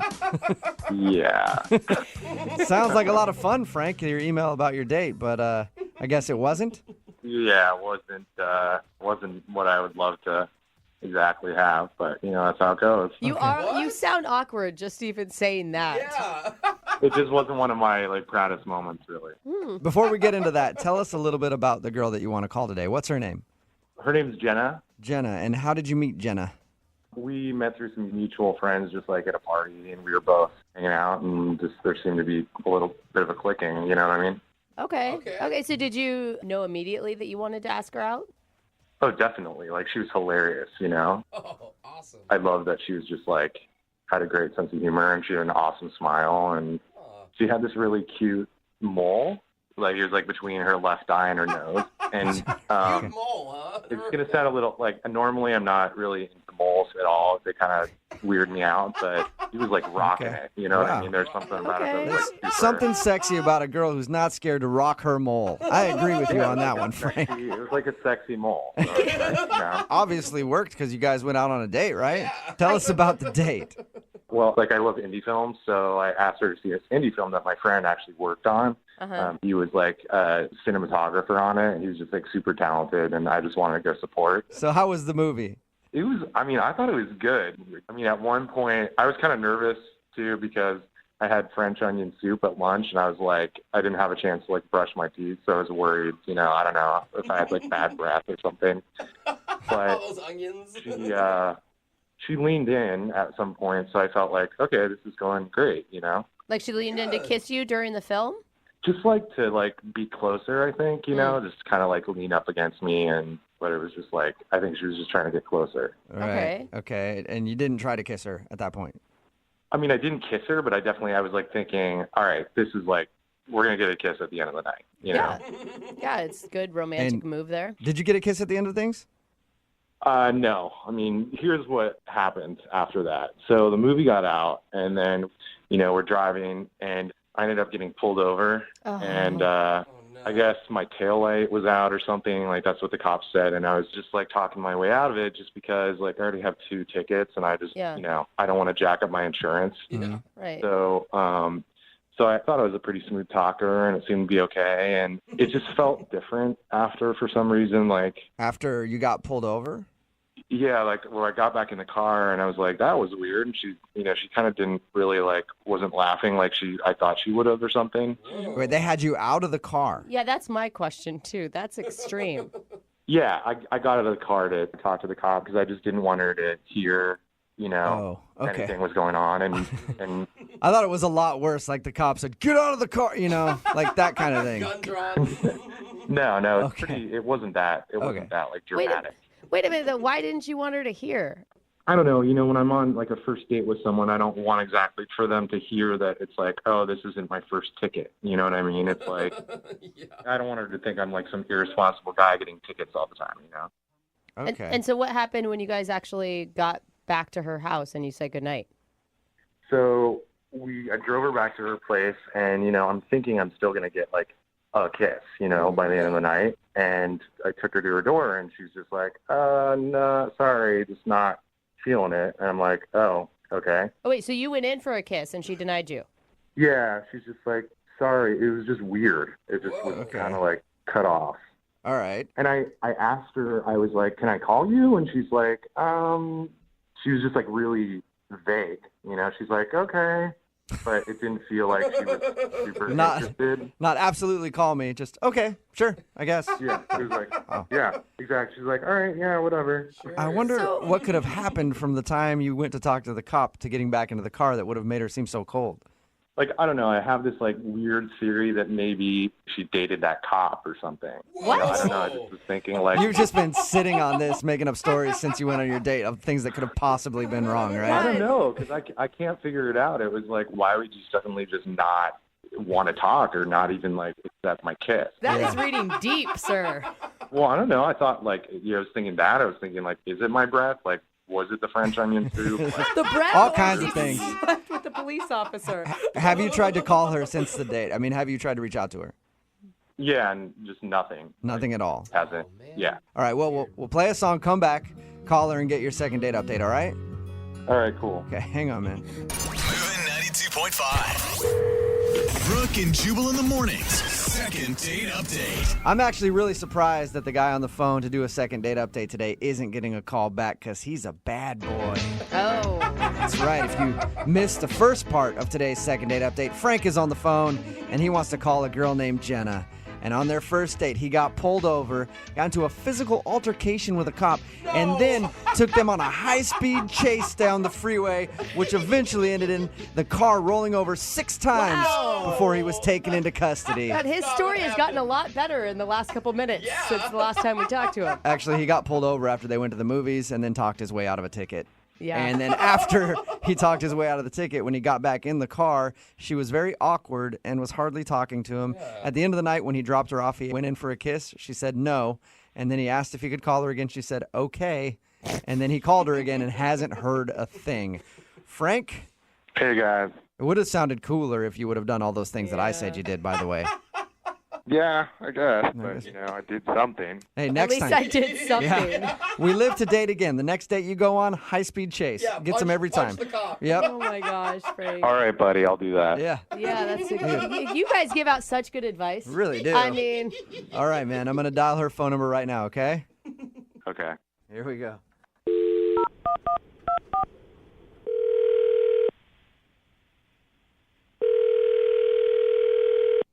Hello? Hi, I was looking for Jenna. Hi, this is Jenna. Hey, Jenna. What's going on? Not much. May I ask who's calling? Sure. are you going to answer her? I don't know. I mean, you can ask. Oh, you're waiting. Would you like to know who it is? Who's calling me? What's going on? This is Jubal from Brooke and Jubal in the Morning, the radio show. Are you serious? Yeah. How are you? I'm fine. Why are you calling me? I'm calling you because one of our listeners actually sent us an email about you. His name is Frank. What? Yeah. His name is Frank, and you guys recently went to a movie together. Yeah. Yeah. And Frank told us that after your date, he's been trying to get a hold of you because he would like to see you again, and you haven't been responding to any of his phone calls or text messages or anything. Oh, my gosh. So Frank asked us if we could call you and find out why you don't want to see him again. There's no way that this is real. No, this is 100% real. It's a segment we do on our show called the Second Date Update. Frank wants to know why you're not answering the phone. Oh, my gosh. So are you laughing at the fact that a radio station is calling you, or just the thought of Frank? Just that he isn't taking me not calling him back and he's having you guys call me? That's very funny. Well, I think he knows that you've blown him off. Now he just wants to know why, so he figured we could maybe find that out. Do you mind telling us a little bit about your date? Well, my date wasn't great, but I don't want to, talk behind his back, especially on the radio. Yeah, but it's really not behind his back if you think about it. He's the one that asked us to make this phone call. It's not like we're doing it out of the blue. Yeah. Well, maybe don't tell him this exact version, but I just can't go out with a guy that I don't respect. Whoa, that got more serious than I expected it to. I thought you were going to say he's got a weird haircut or something. Why don't you respect him? I mean, I don't know how much he told you about the date. Okay, he told us that he took you to a movie, and then there was an awkward moment when he got pulled over for having a brake light out or something. And then he talked to the cop, got out of the ticket, and when he got back in the car, he said that you were very cold to him. And then you wouldn't kiss him when he dropped you off, and then he said that you haven't answered his phone calls. That's pretty much it. Okay. That's a lot, isn't it? Yeah. Yeah. You want me to tell you his theory on why he thinks you're not calling him back? Sure. Because I guess he's been racking his brain for reasons, and he was thinking that maybe the cop that pulled you guys over was somebody that you used to date. Are you serious? Yeah. Oh my God, that's so extreme. So you're laughing at that. I'm guessing that's not the case. You didn't date that cop? No, I did not. Oh, man. He just can't figure it out because, according to him, everything was great until he got pulled over, and then after that, you were weird. Well, he thinks I didn't see what he did, but I saw it. What did he do? What? So we get pulled over. He immediately gets out of the car. I'm like, what are you doing? Stay in the car. The cop's freaking out. He's telling him to get back in the car. Really? Yeah. And then he starts crying to the cop to get out of it. Like tears? Yes, he's blubbering. He's like, please, officer, I'm on a date and I have all these other tickets and I just really need a break today. It was insane. I'm picturing a huge scene, the cop with his gun drawn and him sobbing. No, I mean, it wasn't that dramatic, but they just went to the back of the car and, apparently thought I couldn't hear anything, but I heard everything. So was he, maybe he was legitimately crying. Some people get really scared and nervous when they get pulled over. No, because then he gets back in the car and he's all bragging to me well, I really, smoothed my way through that, really talked my way out of that one. How impressive is this? So he was telling you that when he didn't think that you heard he was crying? Yeah. Was he still in tears when he got in the car? No, I mean, he wiped away his eyes, but he was totally, all smooth talker, look what I just did. Why didn't you just call him out on it? I don't know why I didn't in the moment, but in my mind the whole time I'm thinking, did you just really cry to get out of the ticket? The cop was even like, this is awkward. Yeah. I got to get out of here. It worked. He didn't get a ticket. Yeah. I think it's a great move. Well, yeah, he didn't get a ticket, but he also didn't get a chance to go out with me again.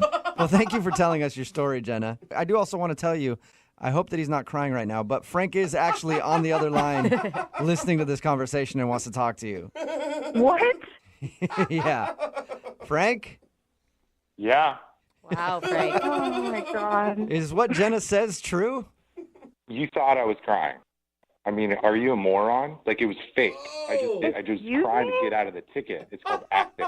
You know what I mean? Did you just call me a moron? I just told them what happened. Yeah, I did. Are you? Okay, well, now not only are you sad and pathetic, but you're also rude. Well, what was I supposed to do? You were like, we get pulled over for like nothing. You're doing nothing to help. You're like freaking out like it's like an earthquake or something. Whoa. And, I was What kind of man are you? You can't even handle getting a ticket. You just speak to the officer, you explain the situation. It's not that hard to do. Yeah, well, you could have like gotten out or done something like, hey, show them some cleavage, and what? Are you kidding me?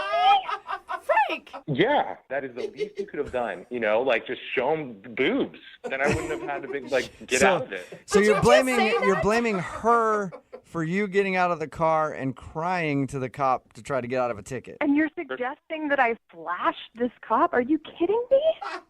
All she was doing was just panicking the whole time. She was just freaking out the whole time, and she was like, my God. I wasn't freaking out. I was just sitting there like anyone would do when they get a ticket. You were the one who was totally freaking out. Yeah, no, I was the one who handled it. Handled it like a 16-year-old girl. You know what? I was proud of myself, and you should be proud that someone handled the situation. I didn't know what to do. You're sitting there wailing to this poor cop about how you've got all these other tickets and you're on a date, and how can I possibly respect you when you get back in the car? Jenna, you're obviously not used to going out with a real man. Frank, are you just really embarrassed? Is that why you're being so aggressive? No. Jenna said I was crying. I was not crying. I was fake crying. Okay? There's like a major difference. Oh. Hey, Jenna, I would love to ask if you guys would like to go on a second date. Jenna, would you like to go out with Frank again? We'll pay for it. No. Oh, what are you talking about, Jenna? What good are you if you can't use your boobs properly? You know what? I thought you were cool. Like we laughed about the Ghostbusters and like laughed our tails off, and you're just like, have no respect for someone taking care of a situation and handling it like a real man does fake cry. Yeah. I've been saying that for years. Right. A real man will fake cry to get his way out of things. Like anytime anybody's been aggressive with me, wanting to fight in a bar or something like that, I cry and I run out. And that's what real men do. You want to handle this like real men? That's it. So that's a no, Jenna? No second date with Frank? No, and good luck to him finding someone who will. Oh. Sorry, Frank. Jenna, that's fine. I don't care, because if I had to do it again, I would fake cry to another cop, whatever I have to do. All right, well, it wasn't a successful second date for you, Frank, but you did help us learn a lesson today. That fake crying is the manly way to get out of things. Thank you. Appreciate it. Brooke and Jubal in the morning. Text in at 78592 says, why can't I find a guy like that? I love a fake crier. It's Brooke and Jubal in the morning. Talking about today's second date update. If you missed it, Frank took Jenna to the movies, and Frank admitted that afterwards he was pulled over by the police, but managed to talk his way out of the ticket. But he was confused why Jenna wasn't returning any of his calls. We called Jenna, and she told us Frank got out of the ticket by crying to the police officer. Not by anything else, just crying. Frank defended himself, saying that he faked it and thought she should be proud of him for handling the situation. And actually, real men fake cry. That's what he said. He's a real man and he fake cries. I think he really cried and is too embarrassed to admit it, which he shouldn't be. That's a stressful situation. Jenna decided not to go out with him again. Remember, if you want to do a second date update, email the show and we will call the person that didn't call you back. It's Brooke and Jubal in the morning. Today's second date update is brought to you by the bare minimum. What? If more dudes would learn to do just the bare minimum, their dates would go a lot better. You think so? Yes, I do. Wow. And proof of that is Steven, who's on the phone right now. He learned that lesson the hard way. What's up, Steven? How are you guys? Good. You're kicking yourself for not doing the bare minimum, aren't you? Well, yeah, hindsight's 20/20, but I guess so, yeah. Stop preaching that. Women actually like it when guys put in a little effort. That's what I thought, too, until I went out with Erin. Oh, okay. Right. So that's her name, Erin? Yeah, I met Erin online and learned that lesson quick. Okay. What did you do for her that backfired so badly? Well, I know I'm not the greatest dater. I'm not very good at it. Okay. But, I wanted to be a little extra creative. So I picked up Erin at her house, and, she looked beautiful. I thought she was great. And I told her that I had a surprise for her. Okay. Oh, I don't know. See, that's the thing. You want something special, but when you say surprise and internet date together, it usually is going to send up some red flags for women. Yeah, I kind of thought that maybe, but I thought it'd be fun, just something different instead of just the same old date, just nothing really fun. So I went to the store right before the date on the way there, and I thought it'd be funny if I just picked up like 4 random things and then said like, let's just try to incorporate these 4 things, these random things, into our date somehow. Like you got like a deck of cards and a keg cup, and you're just like, let's see how we can get it all work into a date. Yeah, I mean, kind of, but I did get a few other different things. So what were the things you got? Because I'm on your side right now. Well, I got a pair of sandals, and then I picked up like a big red mug, Clorox bleach, and then I got a toy car. That was like the 4th thing I got. How are you going to work those into a date? That was going to be the fun part. Oh, you know? all right. Bleach would have scared me right away. Exactly. I thought he was going to follow it up with like duct tape and a shovel are the other 2 things I bought. Thinking about it now, I guess the bleach is kind of weird, huh? Yeah, really weird. Yeah, I thought it was fun. I was like, well, if these things are so different from each other, how are they all going to be able to incorporate? I thought it'd be a fun idea. And what was her reaction to all these things? Well, as soon as she saw that, she said no. No. Right away. She's like, no, I don't want to do that. And she's very clear. She's like, that doesn't sound like something I want to do. So I was like, oh, what do you want to do? I kind of froze up. I had nothing in my mind that would work as a backup plan. So let me get this straight. You could make a date work with bleach, a red mug, sandals, and I can't remember what the other thing was. And you can't make a date work with just like, hey, let's go somewhere. Yeah, I mean, I don't know. Yeah, I guess not. I just panicked. I had this kind of idea in my mind that this was going to be this adventure date, but it wasn't, and it wasn't going to be that way. What do you guys actually do? She just said, like, let's just go to a bar and drink and we'll talk. Wow. And that's what I mean, the bare minimum, Yeah. Steven. Yeah, well, I wish I would have went that route anyways, but I didn't. Were you able to recover from the bottle of bleach? The thing was, it was tough. You know, we got to the bar and talked, and I just kind of never really recovered from it. You know, we just never got in a groove at all. Okay. Really, I was just in my head the whole time, and I couldn't get out of it. And I kind of was going back to just how I fumbled the ball, you know, right away. And I just couldn't get in the groove. It was all on me. I just couldn't recover. I feel like you're being too hard on yourself. I mean, you put in some valiant effort. It sounded like, I mean, if she were willing, it could have been a fun experience. Yeah, no, I really don't think she had any fun with me. All right, well, Okay, then. that could have happened. So you're trying to get her on the phone to see if you can get a do-over? Yeah, I did try for a second date, so I did send her flowers the next day. Well, that's nice. And I just said, thanks for coming with me, and I'd love to take you out again. And I did promise her that the second date would be a lot easier and much better. All right. And did you hear anything back from the flowers? I didn't hear anything for 2 days, and then she did text, and she told me that she was really thankful for the flowers. But it took her 2 days to write you? Yeah, it was like a day. I think the flowers got delivered, and then the next, like 2 days after that, or a day after that. And then I replied back to her asking if she wanted to go on that second date, and then I haven't heard anything from her since. So, Are you sure you just don't want to chalk this up to a bad experience and find another girl online? you know, I thought about that, but I really think about her quite a bit, and I think she's great. And I think that, honestly, that first date, and it was so awkward and bad right off the door, I'm hoping that maybe the second date would just kind of smooth things over, and I'll be a little bit more confident in making better choices, I guess, making it a lot easier. All right. Well, we'll play a song, come back, call her, and see if we can get you a second date where you can try to do better. All right? Great. That's all I want. Thanks. Yep. Moving 92.5. Brooke and Jubal in the mornings. Second date update. You know what they always say? When life gets you down, you lay there and make excuses until somebody feels bad for you and tries to help you out. Yeah, I heard that. That's the old saying. It's catchy, too. And Steven is on the phone right now, and he got knocked down by love.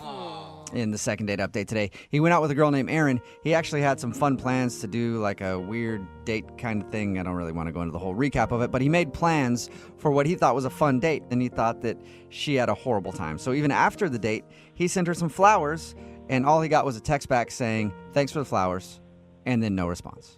So he hasn't heard anything from her since. We're about to get her on the phone and see if Steven can get some redemption. Steven, you ready? I am, yeah. Okay, and I don't want you to come out of this, Steven, feeling bad about yourself. Because, I mean, if this doesn't work out, you are a thoughtful, caring, seems like very gentle human being. And you should stick with that. Oh, thanks for that. Yeah, but I mean, I know I'm not the best dater, and I kind of screw up things a lot. So, All right, I tried to give you some confidence. Well, I'm going to dial her phone number right now. Okay, you ready? Yep. All right, here we go.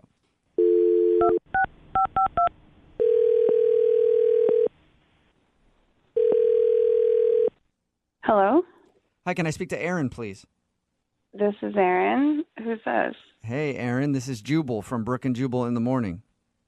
What? Jubal from Brooke and Jubal in the Morning radio show? Sorry, I'm not familiar. No, you're not? I don't think so. Good, we're off to a great start. So we do a segment on our show that's called the Second Date Update. And we recently got an email from one of our listeners about you. Oh, okay. Who? His name is Steven. Oh, he emailed you guys? Yep, he emailed us, told us a little bit about your date, and said that he really liked you, but now you're not getting back to him. So he thought maybe we could find out what went wrong. Okay. I mean, Steven, he's a nice guy. Like, I thought he was cool. You did? You sound so positive about Steven. He's really sweet. Probably the nicest guy I've ever been out with on a date. Whoa. The only thing is he's a little bit down on himself. What? Down on himself? Yeah, I think he's a little bit too down on himself. Well, we talked to him, and he doesn't sound like the most confident guy in the world, or even near the most confident guy in the world. Mm-hmm. And he told us about your date. He said that he had planned some kind of fun date for you guys, and you turned him down instantly and were like, no, I want to go to a bar. Oh, yeah. I mean, I felt bad about that. Normally, I'd be down for that kind of thing immediately, but I didn't explain. I was kind of hungover from the day before, so I needed to just get back to normal. So that's why I thought, let's go to a bar. Wait, so you weren't freaked out by the bottle of bleach he had, or you didn't think he was an idiot for even thinking about it? I mean, I didn't think about the bleach much because I was, like I said, hungover. But I just thought, let's keep it simple because I don't feel well. Let's just get to know each other. Okay. That sounds so nice. Yeah, it does. He said that's the part that really threw him off because he didn't know what to do with that. He said he felt kind of awkward and felt bad that he had tried to plan something that you didn't like. Oh, yeah, he made that very clear. Oh, no. I mean, he apologized the entire night, and I kept telling him, no, it's fine. And I even told him that I kind of felt bad for turning it down so abruptly, but he just couldn't let it go the whole date. Whoa. Okay, and did that just kind of get annoying to you? Well, I felt like I kind of had to pick him up, like, no, it's okay. Let's just move on. Yeah, and like one of the most attractive things about a person can be confidence. Yeah, it was just, I couldn't even get to know him because he was beating himself up. It's like, I'm a terrible person. I actually visually picture him punching himself in the face when you say that.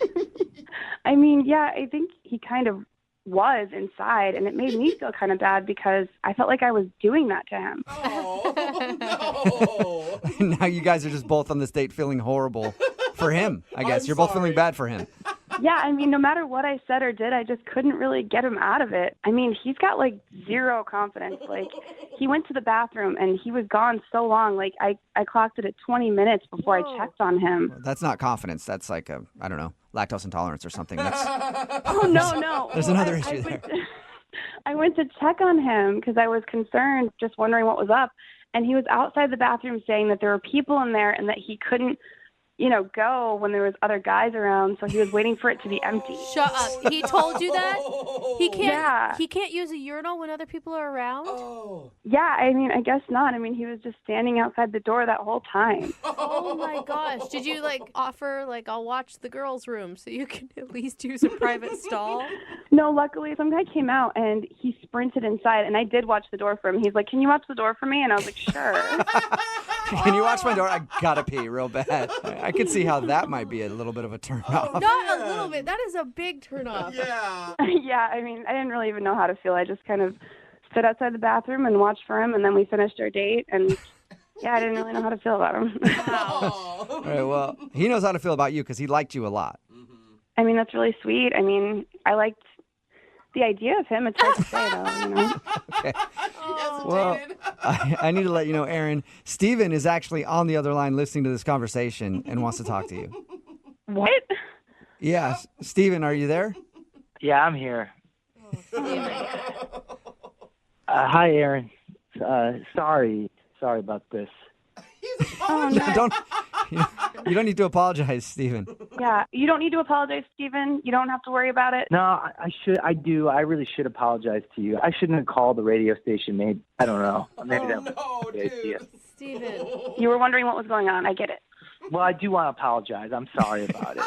Steven, what are you doing? Just stop apologizing. Steven, I felt bad that I turned down your idea, for incorporating objects into our date or whatever. Like, I would normally be down for that. Like, I just want to be clear. I felt bad. So you don't have to feel bad. No, I'm sorry about it. I shouldn't have probably done that right away. No, you don't have to apologize. You don't have to. It's okay. Well, I don't know. I just feel bad that I'm making you feel bad about, me feeling bad. So it's like, I'm sorry about that. The lack of confidence is kind of endearing to me now, Aaron. I don't know. I mean, you just have to stop apologizing. You're okay. We'll move on from here. Steven, Aaron is telling you not to worry about it. Do you hear her saying that? Yeah, I heard her. No, and I appreciate that. But, I know the truth, and it's probably more on some of the things that I've done. So. You don't know the truth. That's the thing. Like, everything about you sounds really great and attractive and something that Aaron would want, except for this piece of you that seems to overshadow everything else. Like when you were talking about skiing and you made a joke about the bunny hills and I cracked up. Do you remember that? I mean, you were really funny and charming. Oh, thanks. Yeah. I mean, I'm just not very good at skiing, so it's funny to I don't know. Somehow I have a feeling, Steven, that you wouldn't think you were very good at skiing. Anything. But you thought that was funny? Yeah, of course. I thought maybe you were just being nice. Of course. No. Honestly, I mean, you're really funny. You just need to work on your confidence a little bit, and you'd be sexy even. Wow, that's very nice of you to say. Thank you. There you go, Steven. Look at that. Aaron thinks you could be sexy. Someone should put a little pep in their step. Aaron, would you like to go out with Steven on a second date? We will pay for it. I mean, I was just trying to get his spirits up. I mean, I don't know if I'm ready to take that step yet. Oh. Come on. Yeah, I kind of figured that was probably what you were thinking, so I don't blame you. Steven, I wasn't just trying to be nice. I just don't know if you can stop beating yourself up. I don't know if you can stop. If you can stop this and just be with me. I mean, I'd love to on a take date. you on a second date, Aaron. I really would. And if you would, I'll work on my confidence, I guess. But I can't guarantee anything. Steven, try it again. Try that again. Yes. And then say that you guarantee it. I want to see if you can do it. All right. I do it. All right, cool. Okay. Well, I really would love to take you on a second date, Aaron. And, I'm going to work on my confidence. So, you know what? I guarantee it. Whoa, there you go, Aaron. That's a Steven guarantee. That's as good as gold. It's almost like a pitch man now. And you know what? We're probably going to have the time of our lives. Probably. Oh, my God, you're so Come on, Aaron. adorable right now. Aaron, just give him one more shot. You cannot say no to that. All right, yeah, I'll give you a shot, but don't put too much pressure on it, okay? Just be No, you. I'm gonna Just play be confident. cool. Yeah. I'm going to play totally cool. You sounds like you're a master of that, Steven, so good luck, man. All right, looking forward to it. I can't wait. Steven's so excited. Brooke and Jubal. Brooke and Jubal's second date update. The guy on the phone for a second date update today wants to do a second date update, but he also apparently wants to pass on information to all the single men out there in the world. Because apparently he's figured out where to meet women, and he said in his email he wants to share it with the world. Uh-oh. What's up, Carter? How are you? Hey, I'm doing all right. How are you? Good. You're like the Yoda of dating, huh? Yeah, I mean, I think it might be time for me to put my lightsaber on the shelf. Oh, my but God. I do have a couple of tricks up my sleeve. You got to be careful with this, though, because if you let everybody know where you're meeting all these hot ladies, you're going to have some competition. I know, but you know what? This one that I just met is pretty special, so I wish I had been given this information when I was in their position. So, All right. Well, before we talk about your date, why don't you tell us your information? So basically, there's 3 places that I go when I'm trying to find either a long-term hookup or just a nice, fun situation. Mm-hmm. And this is the first time I'm saying this, so I can't believe I'm doing it. All right, so do I need like a breaking news sort of sound effect? Like, Yeah, something dramatic. it's going to be huge? I'll leave that to you. Okay. If he says Tinder, I'm going to be really disappointed. Yeah. There's these thing called apps. You download them on your phone. Yeah, this is a little more analog. Okay, it's a lot of hype, man. What do you got? I go to Restoration Hardware. What? Okay. Or the second place I like to go to is Pottery Barn. The reason is this. There's not a lot of dudes around. Yeah. Not going to find a lot of single guys competing with you for women's attention. That's because all the Okay. women in there are married. Like, I did not go to either of those stores when I was a single woman. Now that I'm married, totally my jam, man. Married, divorced, getting divorced, separated, women who have a disposable income that maybe just want to have a little fun and host a young man.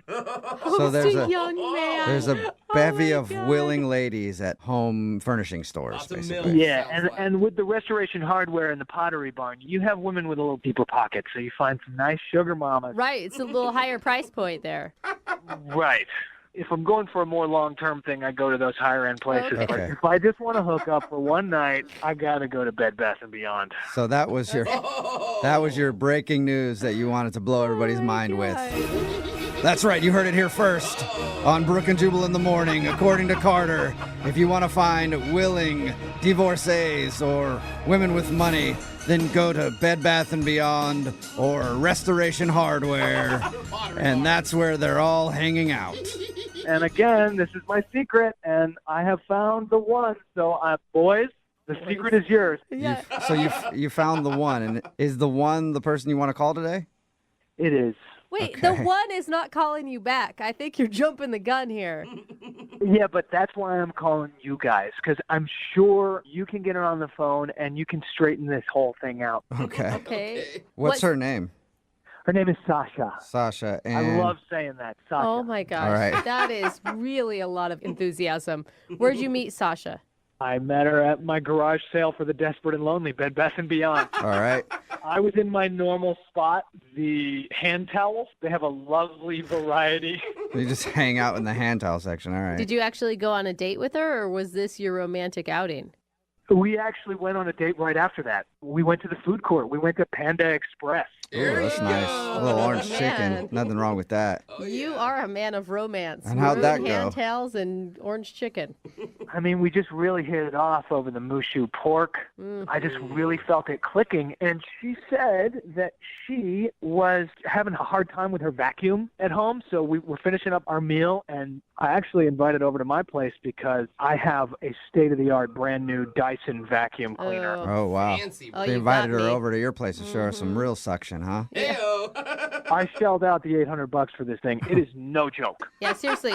Men don't need fancy cars. They need fancy vacuums to impress women now. That's what I was hoping would work, but unfortunately it didn't, because I invited her over and she very quickly said that she had other plans. Do you think that she knew the whole time that it was a date? I just don't feel like going to a food court after meeting in Bed Bath & Beyond will always feel like a romantic thing. Believe me, sparks were flying. Okay. You felt it. Okay. And have you talked to her since? She has not returned any of my text messages. Nothing. Wow. Yeah, I think something got set off, but I have never met a more quality person in Bed Bath & Beyond. And the heart wants what it wants. Yeah, I guess so. Yeah. All right. Did you tell her that? No, are you crazy? I wouldn't tell her that. I'm only telling you guys this. Okay, All right, good. good. All I right, was well, like, well, that's the reason. we'll play a song and then come back and call her and get your second date update, okay? Yeah, please. Yeah, I can't wait to hear what she has to say. I mean, I'm really putting myself out here with this. Okay, hang on. Moving 92.5. Brooke and Jubal in the mornings. Second date update. If you're just joining us for today's second date update, Carter is on the phone, And he spent most of the first part of the second date update telling us about how he likes to meet women. He says he likes to go to home furnishing stores like Restoration Hardware or Bed Bath & Beyond. Bed Bath & Beyond, which he called the garage sale of the lost and desperate or something like that. But apparently he met a diamond in the rough at Bed Bath & Beyond, and her name is Sasha. They met there and then went to the food court and had Panda Express together before she left, and he hasn't heard from her since, but he feels like she's the one. Hey, Carter, you spent a lot of time telling us about your favorite places to meet women, but we didn't actually learn that much about Sasha in that first part. Is there anything you'd like to actually tell us about her? Like, do you know anything about her? Oh, yeah, we hit it off. She is just really well dressed. I mean, she just looks really well put together, but not in like a fake and put on way. Her blouse was perfect. What? And the jewelry that she had on, the earrings. Do you have can I ask, do you have a weird thing for details? Because again, that is not telling us anything about who she is as a person. Well, I did tell you she had vacuum problems. That's true. Yeah, you did say that she was having a problem with her vacuum cleaner, and you tried to get her back to your place by tempting her to come check out your Dyson that you have. And she said no, and that's the last time you saw her.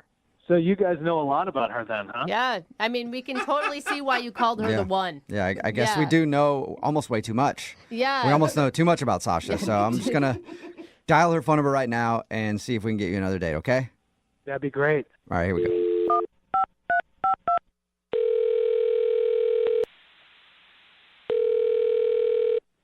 Hello? Hi, may I speak to Sasha, please? This is she. Hey, Sasha, how are you? This is Jubal from Brooke and Jubal in the Morning. Who's this? Jubal from Brooke and Jubal in the Morning. It's a radio show. Oh, my God. Yeah, I've heard of you guys. How's it going? Oh, cool. Not bad. Hey, Sasha, I'm calling you today because you went on a date with a dude named Carter. Wait, hold on. Is this your second date update? Is that what this is? Yes. That's exactly what it is. Oh, no. So Carter Oh, no. emailed us and told us about meeting you. He also said that he likes you a lot, but you're not returning any of his text messages. Yeah, I've heard your guys' second date updates before, and they don't normally turn out well. Yeah, That is correct. So maybe this one will be different. Maybe not. Maybe not. All right. Can I ask, what was it like? I just am really curious because he says that you guys met in the towel section of Bed Bath & Beyond. What was your first take on Carter? He came up to me, first of all, and was talking to me about the color selection, so I thought that he just worked there. Oh, right. That would make sense. Yeah, but he didn't work there, but he was super helpful with the towels. He knew what taupe was, which I thought was a little weird. But yeah, he was really friendly. He was really nice. Okay. And is that why you decided to go to Panda Express with him after you were done at Bed Bath & Beyond? Yeah, that's why I decided to go have lunch with him. Okay. And you were looking at this as like this could be a potential romantic partner. I wouldn't go that far. It was lunch with someone I met at Bed Bath & Beyond, basically. Okay. And how did you like lunch with him? He wouldn't stop talking about mushu pork, and I thought that was a little odd. But we were just kind of talking about life and stuff, and then he started staring at me odd, and I thought that he might actually be getting sick off of the food. Oh, for real? Whoa. Yeah, and then I was really concerned that I might get sick off of the food, but then he leaned forward, and I thought he's trying to kiss me. What? Which seemed really forward. Yeah. But I was wrong. It turns out he wasn't trying to kiss me. He was trying to pick my nose. What? Like with his finger? With his finger. He leaned across the table, extended his arm, and he got really close to doing it before I had to, like, swat his hand away. Yeah, I was going to say, did you slip out of that? Like, did you get away from his finger? Oh, my God, yeah. That's disgusting. Oh, my God. A kiss would have been a lot better than that. Why would he do that? What'd you say? I have no idea why someone would do that. Did you call him out for it? Yeah, I backed away from him, and I was like, "What are you doing?" And he's like, I'm just trying to take care of you." What? Take care of you. Did you have like a big boogie hanging out of your nose? Yeah. Yeah, I don't know if I had a booger or not, but I was just so embarrassed by the whole situation that I told him that I had another errand to run and that I had to go. Oh, All right. that's where that Yeah, and that's when you got out of there. Oh. Yeah. Yeah, he said that about the feminine errand, and I was like, what does that even mean? Makes Like, sense now. He did not tell us that he tried to pick your nose. Well, I've heard a lot of second date updates, and I don't know why he would have left that out. I mean, that's the main reason why I never called him. Yeah, I don't know why he would have left that out either. And if you've heard a lot of second date updates, then you should know that he's actually on the other line listening and wants to talk to you. I forgot about that. Oh, no. Yeah. Hey, Sasha. It's me, Carter. What's going on, Carter? What are you doing? First of all, Sasha, did you like your food? What? What? Did you like the meal that we shared, Sasha? Yes, it was fine. What does that have to do with anything? I was just thinking that since I paid for lunch, you could tell me that you had a good time. What? Did you have a good time, Sasha? Are you crazy? I just told everyone that you tried to pick my nose. I definitely did not have a good time. You may think that I did that, but did I not compliment you on your jewelry? Yeah, but Carter, did you try to pick her nose? Who cares what you complimented her on? You're trying to pick somebody's nose? That trumps everything. Okay, I will address this. I was not picking her nose. I was cleaning her nose. What? You were actually trying to put your finger in her nose? What's the difference? My intention was not to use my finger. What were you going to use then? Were you going to lick it out? What was your plan there? Oh, my God. This is so gross. Do you do that to other strangers that you have just met? You try to stick your finger up their nose? You don't think that's gross? Come on, Sasha. You're saying that we were strangers? Come on, we're not strangers. We definitely had something. I met you 10 minutes ago. You don't do that to someone you've just met. I don't even let my friends do that to me. It felt like a very significant 10 minutes. What? No, Carter, what she's saying is you could be married for 50 years and you still don't reach over and clean out somebody's nose with your finger. Exactly. Like you tell them, like, hey, I think you got something there. Do you need a tissue? I really feel like you guys are bashing me here. Yeah, for sure. What I was doing was chivalrous. And for the most part, chivalry is dead. And I saw an issue, and I saw a woman that I spent a very significant 10 minutes with in Bed Bath & Beyond, bonding. And I wanted to take care of the problem that you had. I wanted to be there for you. So you think picking somebody's nose is a gentlemanly thing to do? Not just somebody's nose. Oh, Sasha's you're nose. more than somebody. Yeah. Only special people get I don't make a habit of picking people's nose. I promise you that. Okay. Sasha, is it the nose picking that's now the problem, or the fact that he doesn't understand that that's a boundary that you don't cross? Yeah, I think his chivalry is a little too strong for me, is a little too forward. I prefer to have someone who's a little bit more relaxed in the chivalry. That's right. You be an independent woman. You pick your own nose. Yeah, Well, girl. So you would rather me use the words, "Excuse me, Sasha, you have a booger hanging," than me discreetly. Yeah, there's nothing discreet about picking somebody else's nose. Don't get me wrong, we got pretty close in the line at Panda Express, did we not? Oh, my God. No, as you pointed to the Mushu pork, you grazed me. Oh, a graze. You pointed and you grazed. I'm not going to say what you grazed me with, but there was a graze. Oh. So he's saying you wanted the nose picking, Sasha. You're asking for it. Look, there were a lot of people in that line, okay? And if I accidentally moved forward into you unintentionally, I wasn't putting moves on you. You weren't putting the vibe out there that you wanted your nose picked, huh? I guess so, apparently. Sasha, would you like to go out on a second date with Carter? We will pay for it. Look, I'm going to say no to that because if he's being honest and serious about what he's saying right now, he might need to talk to a psychiatrist about his boundary and his chivalry issue. Yeah, I'm with you on that If one. I tell you I was joking, will you agree to go on another date? There you go. It does What do you think not about that, work Sasha? that If way. Carter says that he was joking, will you go out with him? No, because I don't like your humor. Touche, my lady. Oh, my God. I am not giving up. My princess, you will find me at Bed Bath & Beyond whenever you seek me. Dude, I think Bed Bath & Beyond is the real victim here. They lost the customer. Yeah, they did. Brooke and Jubal in the morning.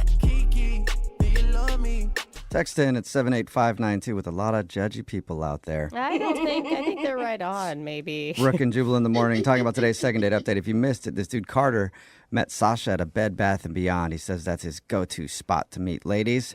He took her to the food court, They had lunch when he met her at Bed Bath & Beyond. He said they had a great time. What he didn't tell us, though, when we talked to him at first, was that at the lunch, he reached across the table and literally tried to pick her nose. It's so gross. Not brush something off her face, tried to pick her nose. He is lucky he didn't get punched. She was traumatized, and by the end of the phone call, she refused to go on a second date because she wants to pick her own nose. I guess chivalry is dead. Women don't let you open the That's door what it anymore. is. I mean, I pick my own nose. It's fine. chivalrous. I'll stop trying to pick your nose then. Yeah. Brooke and Jubal's second date update. Remember, if you want a second date update, all you have to do is email us, brookeandjubal at moving925.com. The second date update today is from a girl named Jenna who emailed us about a guy named Zach. Apparently, he just approached her in the mall and asked if she wanted to go for coffee. He was aggressive and not passive? I know. That's the biggest complaint I hear from Brooke, Lydia. Every girl I talk to, they're always like, guys out here, they're not aggressive enough. They don't just ask. And this guy actually did. Right, Jenna? Yep, I was doing some shopping, and then this guy just approached me, and I honestly had never experienced that before, but it was fun. That's what I was going to ask you. Is this like a normal thing for you? Like, dude just constantly coming up to you, asking you out? Definitely not at the mall, maybe at a bar, but... So what was your first impression of him? I mean, why did you say yes to coffee? I guess I said yes because it kind of like caught me off guard, and I don't know, I wasn't doing much else, so All right. I thought, why not? So you guys didn't like meet up for a later date at coffee. You met at the mall and then just went and got coffee. That's what your email says. Yeah, really, we just went like next door. That's kind of cool. Like I normally don't have a problem asking girls for their number. I'd be like, hey, let's go get coffee right now. Right now. That's impressive. You don't have to give him your address. There's no creeper stalker status involved in it. You can know immediately if you like or dislike them. Yeah. It's smart on his part because if he's like, maybe later we'll go out on a date, it's so easy to bail. But if he said, go right now, he's kind of got me cornered. So did you enjoy having coffee with the dude? Yeah, I really did. I really liked him. He was really cool, easy to have a conversation with. And how long did you guys hang out for? I mean, as long as a cup of coffee is like 30 minutes maybe. Okay, that's it. Yeah, maybe like a half hour. And have you tried to get a hold of him since? I have not tried to get a hold of him, and he has not tried to get a hold of me. This guy went out on a limb, asked you out on coffee right there on the spot. You guys exchanged numbers, but then you didn't contact him at all? Don't you think it was your turn to make the move? No, I don't think it was my turn. He's the person that asked for my phone number. Okay. Oh. And I don't think it's my responsibility to call him. All right. Traditional woman. Okay. Yes, thank you. What made you want to get us involved then if you haven't even tried to get a hold of him yourself? Yeah. Well, because I want to see why he hasn't called, and I guess I'm too scared to do it myself. Okay. So you need a little helpful shove in the right direction. Yes. All right. And I honestly am curious why, because I had a good time, and I don't get why he wouldn't call me. You know, this is going to be less like a shove, more like a kick over a cliff, right? Yeah. Okay, right. just making sure we're clear on that. We're going to play one song, and then we're going to get him on the phone, okay? Okay, sounds good. 92.5. Brooke and Jubal in the mornings. Second date update. All right, Jenna, you've had a few minutes to think about it. You still want to call Zach? Yeah, I think I do. All right. If you missed it, Jenna's on the phone. She emailed us about a guy named Zach. They didn't exactly go out on a date. He approached her at the mall and said, hey, I want to take you to coffee. Let's go get coffee right now. They went that second. He said he wanted to go out again. She hasn't heard from him. And they only hung out for like a half hour. I don't know how much damage could happen in that time. I mean, Jenna, did you get the sense that he just maybe wasn't attracted to you? Well, I thought that, but then if he wasn't attracted to me, why approach me and ask me to go to coffee? Yeah, that's true. Yeah. Maybe it's the thrill of the hunt. Yeah, but he didn't really get a kill, if you know what I mean. Like, they just had coffee. And a hug. Yeah. Zachary, the hugging bandit out there, he takes women to coffee and then hugs them and leaves. At your local mall. He hugs her. I got what I wanted. Just runs away. Yeah, it's not my problem if she's hugging every man she sees. All right, Jenna, I'm going to call him right now. Mm-hmm. This could be interesting or it could be very anticlimactic.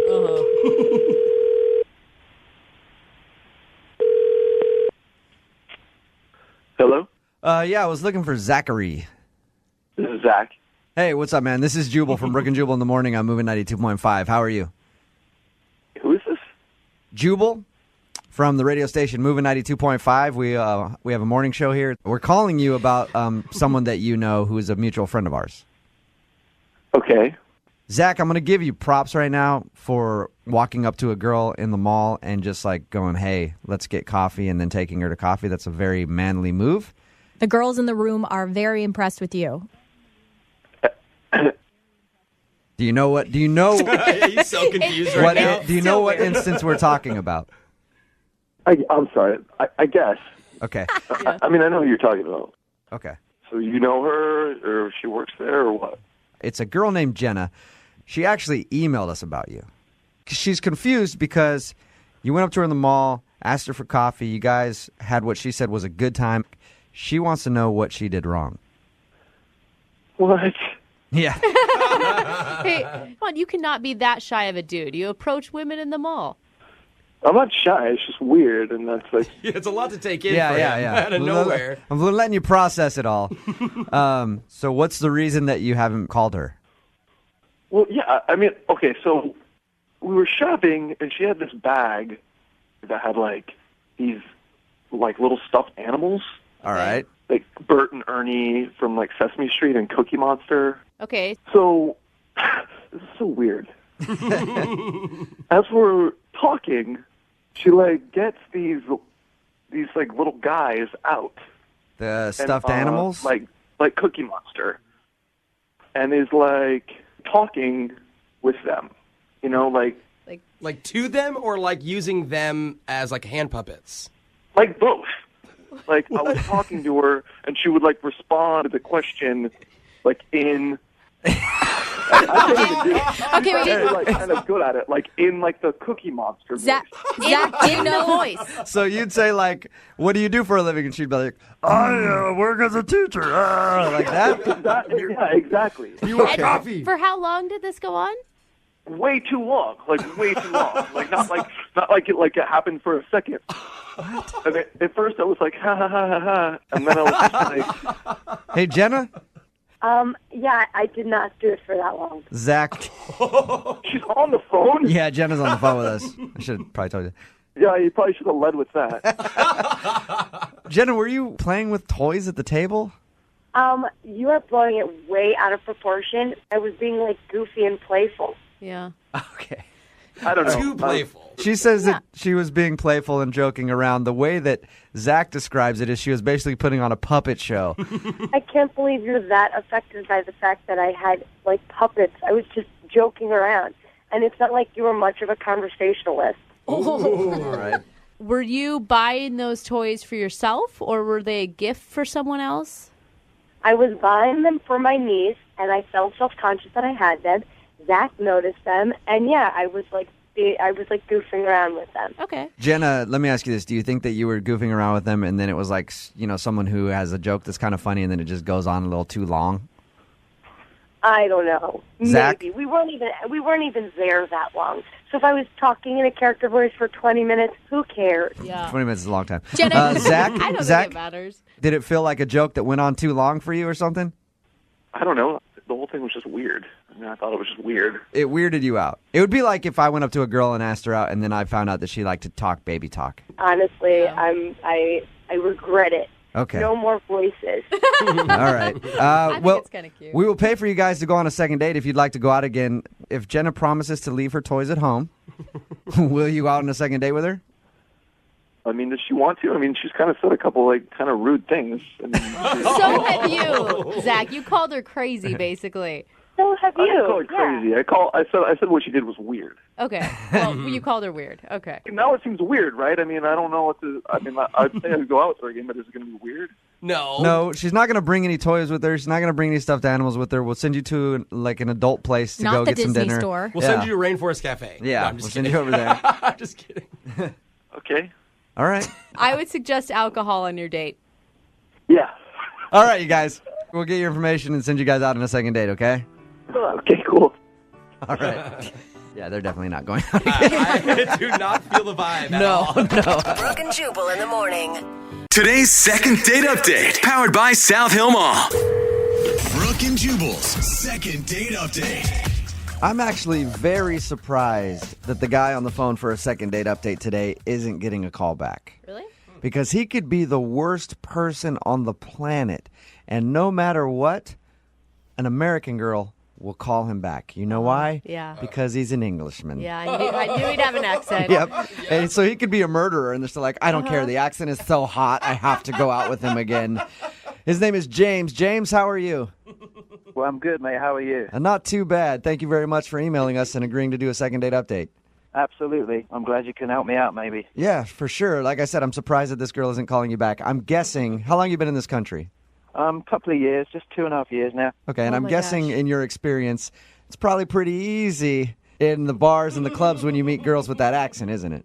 Yeah, there's not been a problem so far. Yeah, I know. I had an English guy hit on me once. He was so ugly, and I was still flattered by it. I was like, oh my God, he likes me. He's talking to me. And she's married, so. Yeah. I did have to turn him down because of that, but whatever. So you're not getting a call back from a girl. Her name is Sarah? Yeah, that's right. All right, and how did you meet her? We actually met through Tinder. Okay. Okay. Nice. And, I mean, it's not something that we do very often, although I do very often. But, I met her through Tinder. We agreed to meet up, so I drove over to pick her up, and we went, downtown for a couple of drinks, had something to eat. We spent a couple of hours together. It was good. We had a really good time. She was really cool, like really easy to hang out with, Let me ask you a question. For a guy like you, who has an accent that American women love, is it annoying? Do they sit there and harp on it the whole time? That's what I picture happening. It's like, oh, it's so cute. That has been the case a couple of times, but like Sarah was just, she didn't really even pay that much attention to it, Yeah. It was kind of cool. And I do feel like if you're a more well-traveled person, you're probably not going to care quite as much. Right. Yeah, she seemed really, really, really cool. I'm shocked. What did you like about her so much? Like I said, she was just really easy to hang out with, like you mentioned about other chicks that like, harp on the accent or always talk about themselves or, always, she was really easy to talk to. She listened to what I had to say. So the stuff that she had to say was really interesting. It was like a quality date, It was like we'd known each other a couple of months or something. Was there like one moment during the date where you're like, she's definitely into me? Definitely into me? Yeah, like a moment where she showed how interested she was. I mean, it seemed like that from the very start, So why do you think she's not calling you back then? I honestly don't know. The only thing, this is going to sound stupid, but the only other thing that I can think about is that I just bought a new car, and my parallel parking skills are not really up to par. Yeah, that's. It took me like 5 or 6 times to get into the space, and then like I was freaking out about that, and then at some point she even asked me. She was like, "Do you need me to do that for you? Do you need me to get out and help you park the car, you little Englishman?" I know. I was like well embarrassed, and then I tried to explain about the other side of the road is not doing me many favors, blah blah blah. Anyway, I get out of the car and then I walk into the restaurant and I forget to open the door for her to get out. So, okay. If that's something to go by, then I don't know. That might be the only problem. That is a terrible feeling when you're on a date and you're having trouble parallel parking because then you just start to get hot under the collar and you're embarrassed and you're just It was awful. And it's always in front of a crowded window of people too. So it's not just your date watching you, but about 200 other strangers. Right. So the only thing that you can think of that might have gone bad on your date is the fact that you had trouble parallel parking and didn't open her door. Yep. That seems silly though. That was at the beginning. How did the end of the date go? It was good. Everything was great. Really, it was really great. Full of smiles, full of happiness. There wasn't one awkward moment during the night where no one had anything to say or, Did you guys kiss? Yeah.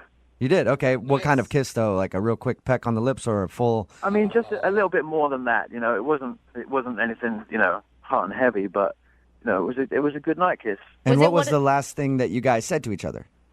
I said, I'll be in touch. And she said, okay, that would be great. Okay, and has she responded at all to any of your text messages or phone calls? Not one. Nothing? Wow. And how many times have you tried to reach her? I've texted her like 3 or 4 times and called her twice. And did you tell her like, oh, that kiss made my heart skip a beat or anything like that? No, I didn't say anything like that. I mean, I met the girl on Tinder, Yeah, not exactly going to be like, I think you're the love of my life from that kiss. Right. All right, well, we'll play a song, come back, call her, and get your second date update, okay? Okay, sounds good. Okay, hang on. Cheers, mate. Moving 92.5. Brooke and Jubal in the mornings. Second date update. Hello, love. And welcome back to today's royal edition of the Second Date Update. I'd be your host, Jubal Flag, and today we're talking to Sir James of Update. He went out with a lovely young lass he met on Tinder.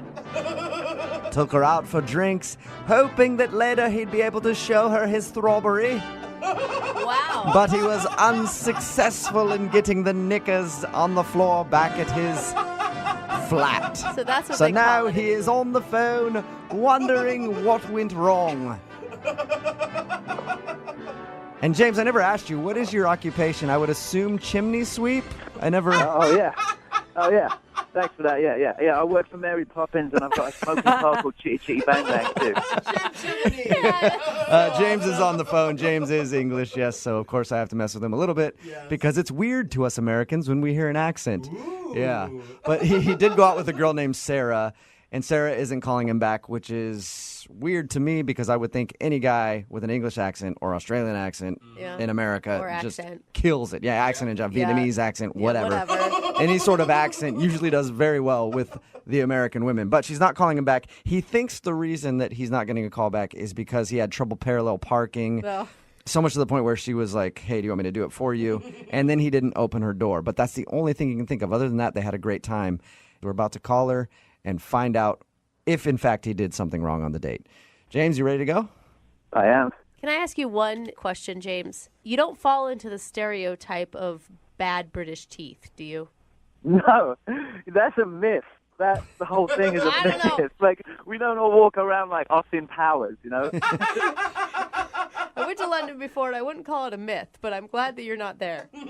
No, absolutely not. Okay. All right, well, I'm going to dial her phone number right now and get your second date update, okay? Okay, sounds good. All right, here we go.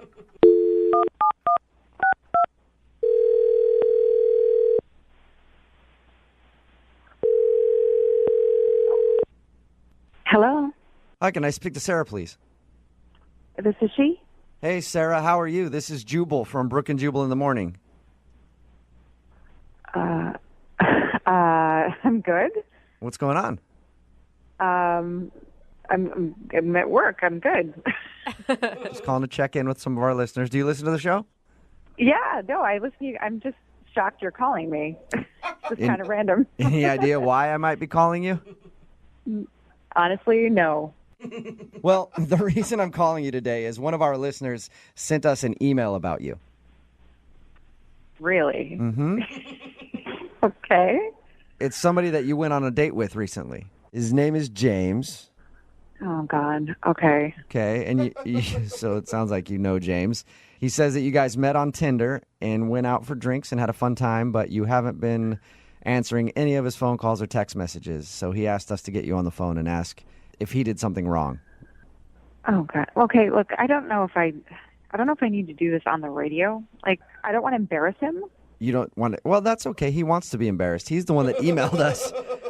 I think he wouldn't really appreciate me calling him out on it. Okay, but we talked to him, and he's prepared to hear anything that you have to say. Is he on the line right now? If you're worried about embarrassing him, I mean, he's asking for it, basically. He said he's okay with that. Mm-hmm. And I have to know this explanation because he sounds lovely with an accent. I don't know why you would turn this dude down. Yeah, see, that's exactly the problem. I don't buy it. What? You don't buy what? I don't buy his whole I'm British thing. Well, you think he's faking it? I studied abroad. I lived in the UK for a couple years. I think he's faking being British because it's something that works. And we met on Tinder, so you can be anybody on Tinder. It's true, though. Why do you think you think the whole accent thing, everything is just a lie? Absolutely.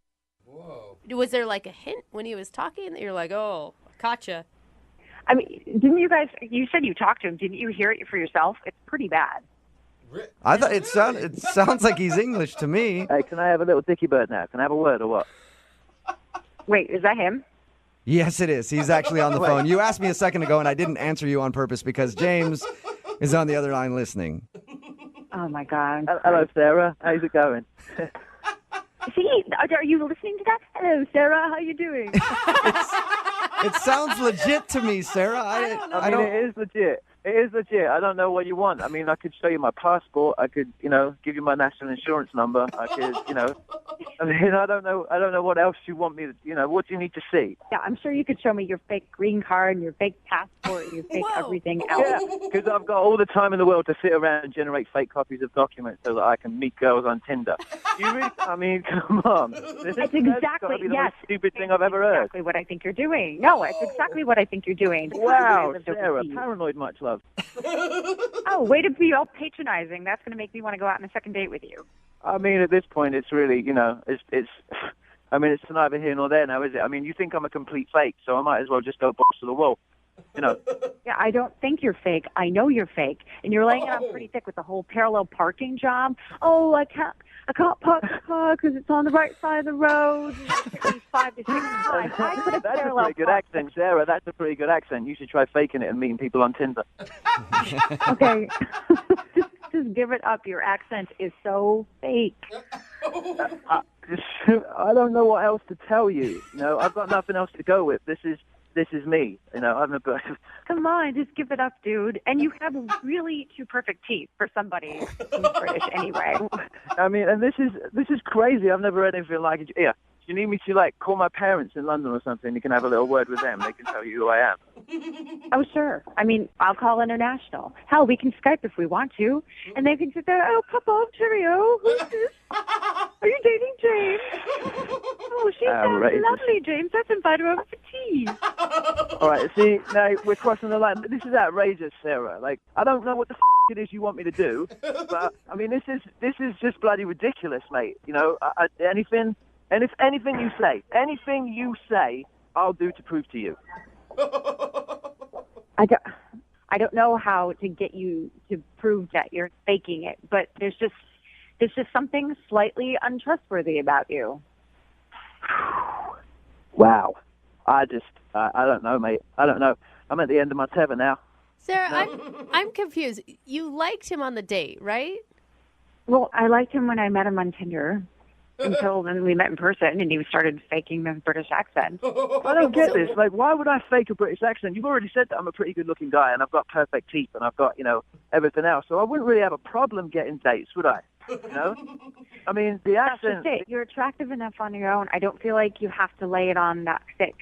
You do have nice teeth and you are attractive, which is why you don't need to fake the accent because you have some other stuff going for you already. What are you talking about, Sarah? Are you a dialect coach now or something? I'm English. I'm from London. Crystal Palace. SW16. What else do you need to know? James, it doesn't sound like Sarah is going to believe you no matter what. Yeah. For the record, James, I believe you that you're British. Convinced. Yeah. Thank you. Okay, what neighborhood are you from? I just said that. Crystal Palace. Oh, sounds made up to me. Yeah. Right. Google it. Oh my God, Sarah. There's a football team. I lived right on Church Road, right opposite the football stadium. It would be called Church Road, wouldn't it? Oh, yeah. Right, sure. Okay. Yeah. Hey, Sarah, I would love to ask you if he'll go out on a second date with James. I don't think he can drop the accent because I have a feeling that it's real. Yeah, Are you willing to go out with him again? Sarah, do it. Don't sabotage this. Yeah. Nope. What? I can't.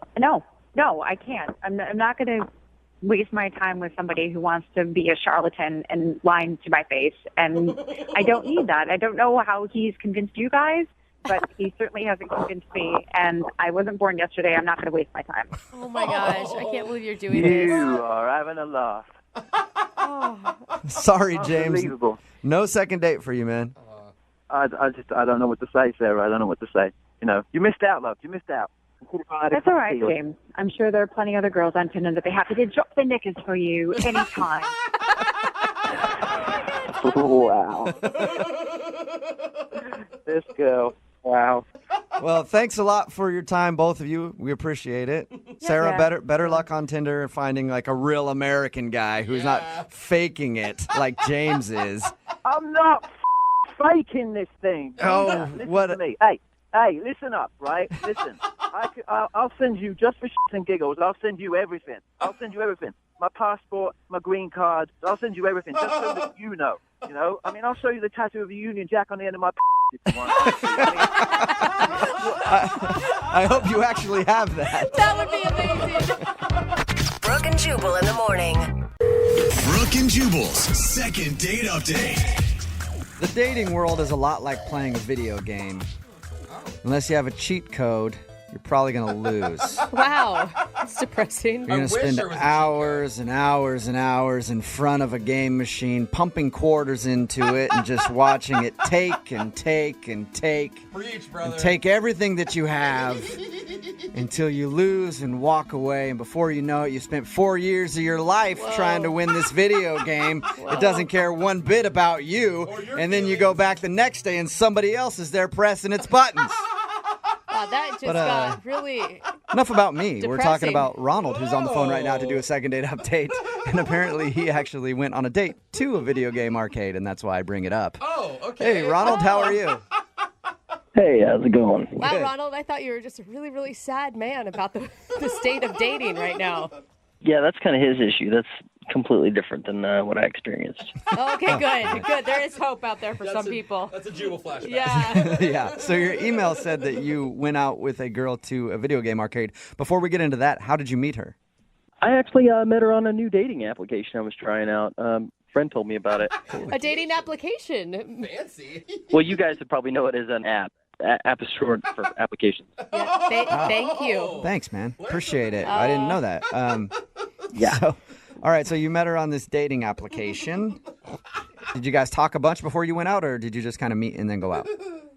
We seemed to hit it off pretty good through the text. So, yeah, we went ahead and decided to meet up at an old school arcade venue. So we went in there and played some old school games like, Asteroids, and they had all the ones. It was really fun. It was a really cool place. Did you allow her to win, or did you destroy her?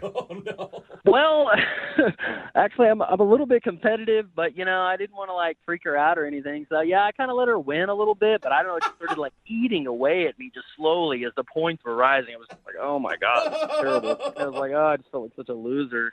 What? Okay, wait, slow down. One, why would you feel like a loser for not winning a video game?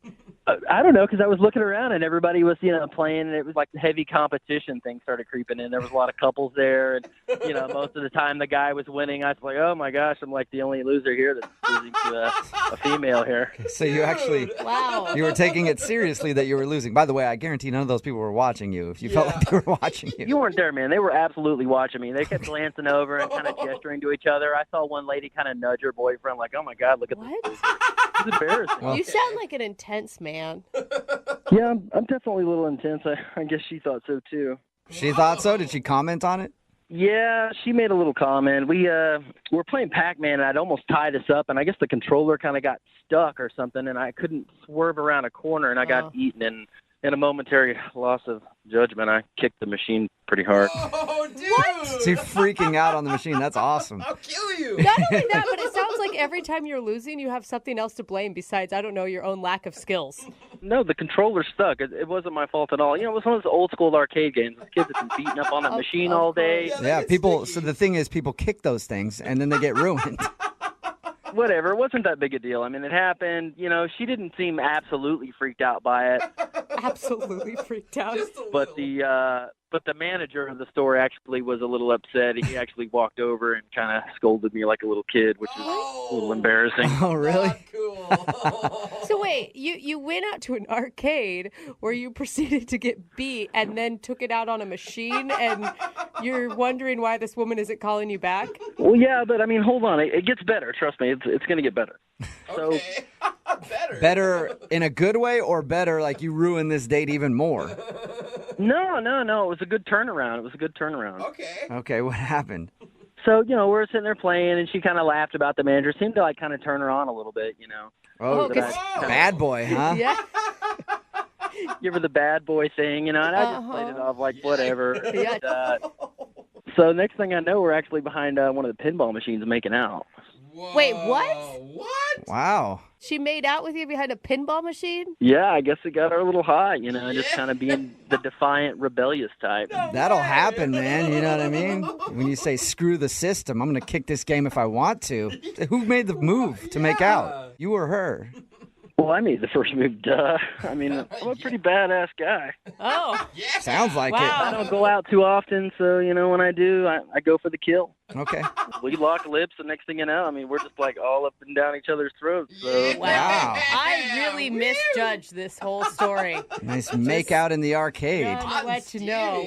How did the date end after your romance in the arcade? It ended pretty good, actually, on a good note, because the manager actually saw us again. He walked by to change out the quarters or whatever in a machine, and he saw us making out. And then he came up and told us that we had to get out of there. And I was like, f this place anyway. So I grabbed her hand and walked out the front door. So, he kicked you out because he saw you making out?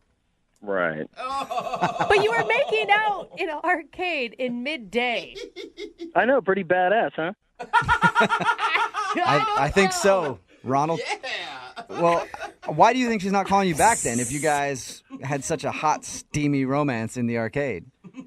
Well, we got back to my place, and, the whole time we were pretty much, a lot of physical contact, it felt like... Wow, it's still going. I thought you were done after the arcade. No, I wasn't about to let the date end. I took it back to my place. Oh, wow. Wow. I misjudged you completely at the beginning of this call. I don't know what's happening. You got swag. So what happened back at your place then? We pretty much picked up where we left off at the arcade, on a horizontal level. You guys hooked up? We didn't go all the way, but, we messed around quite a bit, and then at one point she just totally stopped on me, and I was kind of sitting there like, okay, got us all hot and bothered here, and then she's wanting to take off. I didn't quite understand, everything seemed like it was going really good. She was turned on. I don't know what it was. Yeah? Well, sometimes when a girl's around a guy like you, they can't trust themselves, so they got to get out of the situation, That's what I'm talking about. So maybe that was it. How many times have you tried to get a hold of her since she left your place? Quite a few times. I tried through the dating app twice, and, I let a couple days go by. I just started to call her cell phone number and still didn't get any answer. Okay. And do you want to date her, or do you just want to finish what you guys started? Yeah, definitely. Which one? one? Definitely. What? Well, both preferably. Yeah, okay. All right, well, we'll play a song, come back, call her, and get your second date update, okay? I appreciate it much. Yeah, man. Hang on. Moving 92.5. Brooke and Jubal in the mornings. Second date update. If you're just tuning in for the second date update, Ronald is on the phone. And this isn't your grandma's Ronald. No, this Ronald is a certified badass. Kicking computer games and taking names. No respect for authority whatsoever. That's the Ronald we know. If you were just listening, we talked to Ronald about his first date with a girl named Julia. They went out, they went to an arcade. He got in trouble because he kicked one of the video games there, and the manager said, hey, don't kick our video games. And then he got up from that video game with his date and then pushed her against a pinball machine. They started making out, and then they got kicked out of the arcade for making out, but it didn't stop there. They went back to his house and even made out a little bit more on his bed before she just couldn't take anymore and had to leave. All right, Ronald, are you ready to give her a call and find out why she would stop the action? Yeah, absolutely. Yeah.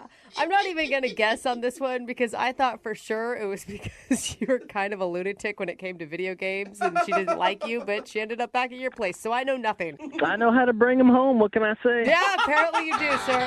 That's right, Ronald. Let's do this. Let's see why she wouldn't be calling you back, big dog. I know you're just joking, but in real life, I'm kind of a badass. Okay. I know. I'm not saying that you're not, Ronald. I just think that should be your theme song. Okay. Here we go. I'm going to dial her phone number. Dial her up. Let's quit around. Let's do this. Let's do it. Okay. Ronald means business. Here we go.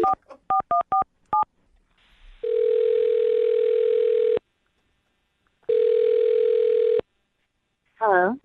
Hi, is Julia there? Hi, this is she. Hey, Julia, how are you? This is Jubal from Brooke and Jubal in the morning. I'm sorry, who? Jubal from Brooke and Jubal in the morning, the radio show. Okay. Nothing? Okay. Do you want to know why I'm calling you? I would love to know. I'm calling you because you recently went out on a date with a guy, and he emailed us seeing if we could get you on the phone. Uh-oh. Have you been on a lot of dates recently? No, not too many. I mean, I feel like I do maybe 2 per week. I try not to overwhelm myself. Okay. Well, this one was with a guy named Ronald, and you went to an arcade. Yes. All right. I So, definitely remember that one. do you remember your date with Ronald? Oh, I do. All right. Well, Ronald emailed us because he thought you guys had a great time, but he says that you're not getting back to him, and he'd like to go out with you again. So he asked if we could maybe get you on the phone and find out what went wrong. He told us that the date went awesome. He even told us that you guys were making out and stuff, so it's kind of confusing. Wow, that's private. Yeah, but you know how Ronald is. Not a whole lot's private with Ronald, I feel like. Oh, my gosh. But you liked him, right? Like you were into the date, obviously. I mean, he had this whole, like, tough guy facade going, and in a way I appreciated it because I thought, oh, like, he's trying to impress me, you know? I thought that was kind of cool. Do you mean him getting kicked out of an arcade for kicking a machine and then making out with you? Whoa, he told you guys everything. Yeah, he did. You liked that, though. That part, yes. Really? It didn't make you feel like you were in junior high all over again and dating some teenager? No, it felt, I don't know, it felt really risky and, like, fun and thrilling. So I thought, yeah, I'll go with it. It was fun. Okay, so you enjoyed making out with him there, and did you enjoy the makeout session when you went back to his place? Wait, why are you asking me? It sounds like he told you everything already. He pretty much did. But the reason that we're confused is you were making out with him, and then you stopped and left. Yeah, he had no idea. Like it was out of the blue. So we're wondering why you don't want to go out with him again if you were, like, all into it. Well, what he did was out of the blue. What did he do? It's really embarrassing for him, not me. Okay. I don't want to say it on the radio. No, I definitely think you should. If it's embarrassing for him, he's the one that set up this whole phone call. Like, he's the one that's putting your business out on the radio. So we've already talked to him, and he says he doesn't care. He just wants to know why you won't call him back. Well, if you must know, yes. we were, we were really into it. Like, we were making out. It was good. It was fine. And then all of a sudden, he was touching my boobs, and he honked it and said, "Woohoo!" Wait, what? Did you just say he honked your boob? Yeah, only one of them. He honked my left boob and said, "Woohoo!" Did he? Wait. Was he trying to be funny? I don't know. It's almost like he didn't even know he did it. He didn't acknowledge it. He didn't call attention to the fact that he said woohoo.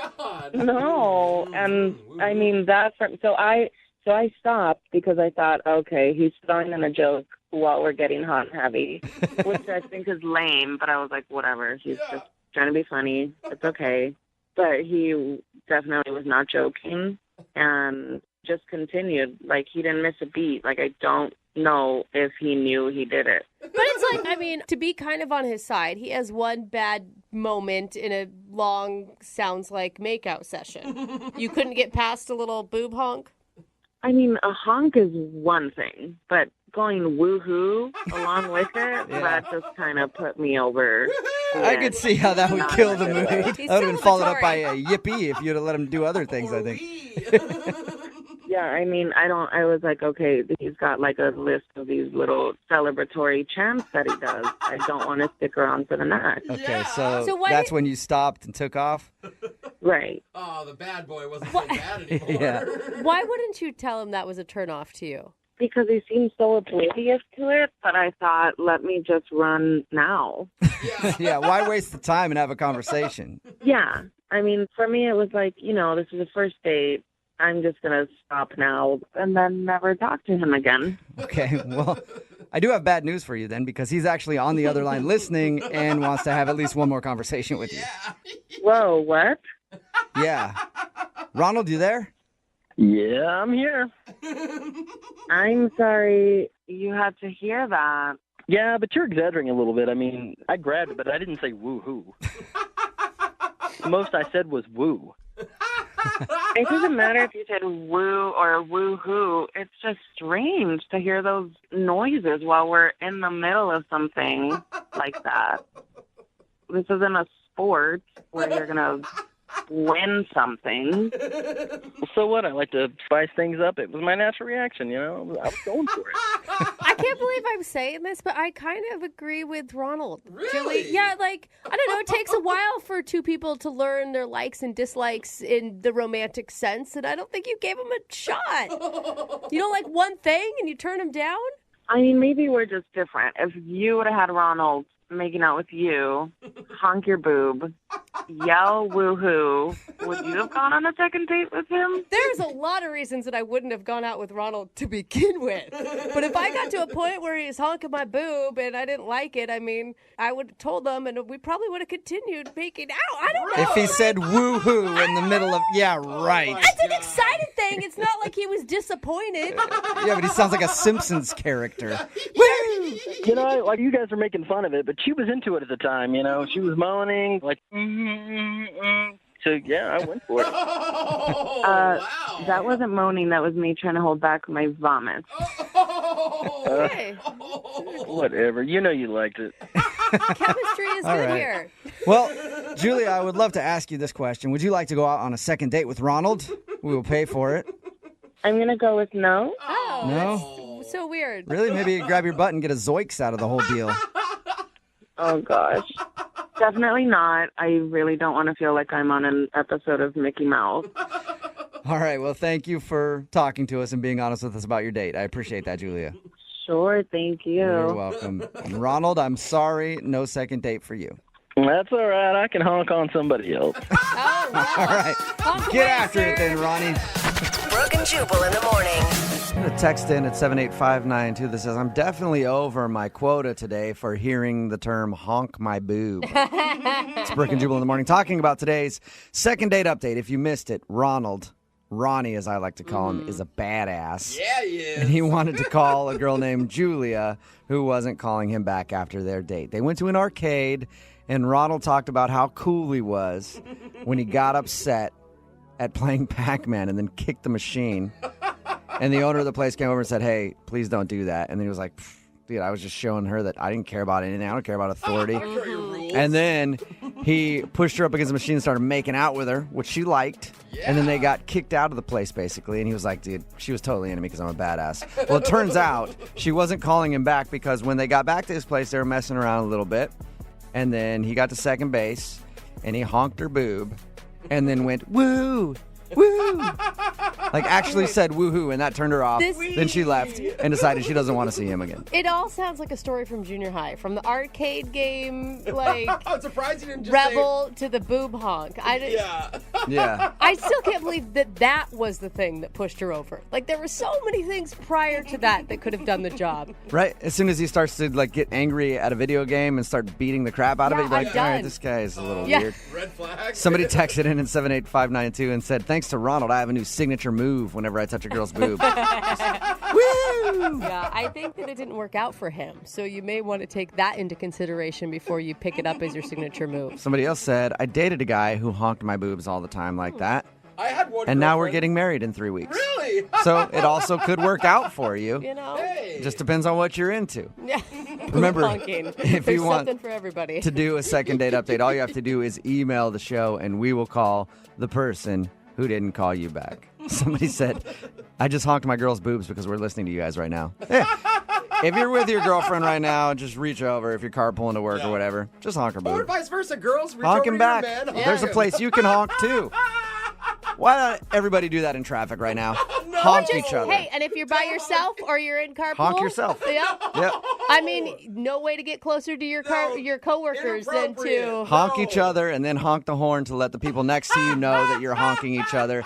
Everybody just get one big good honking on a part of your friend's body right now. I love a to good celebrate. honk fest. No. Yeah, man. All right. Speaking of a honk fest,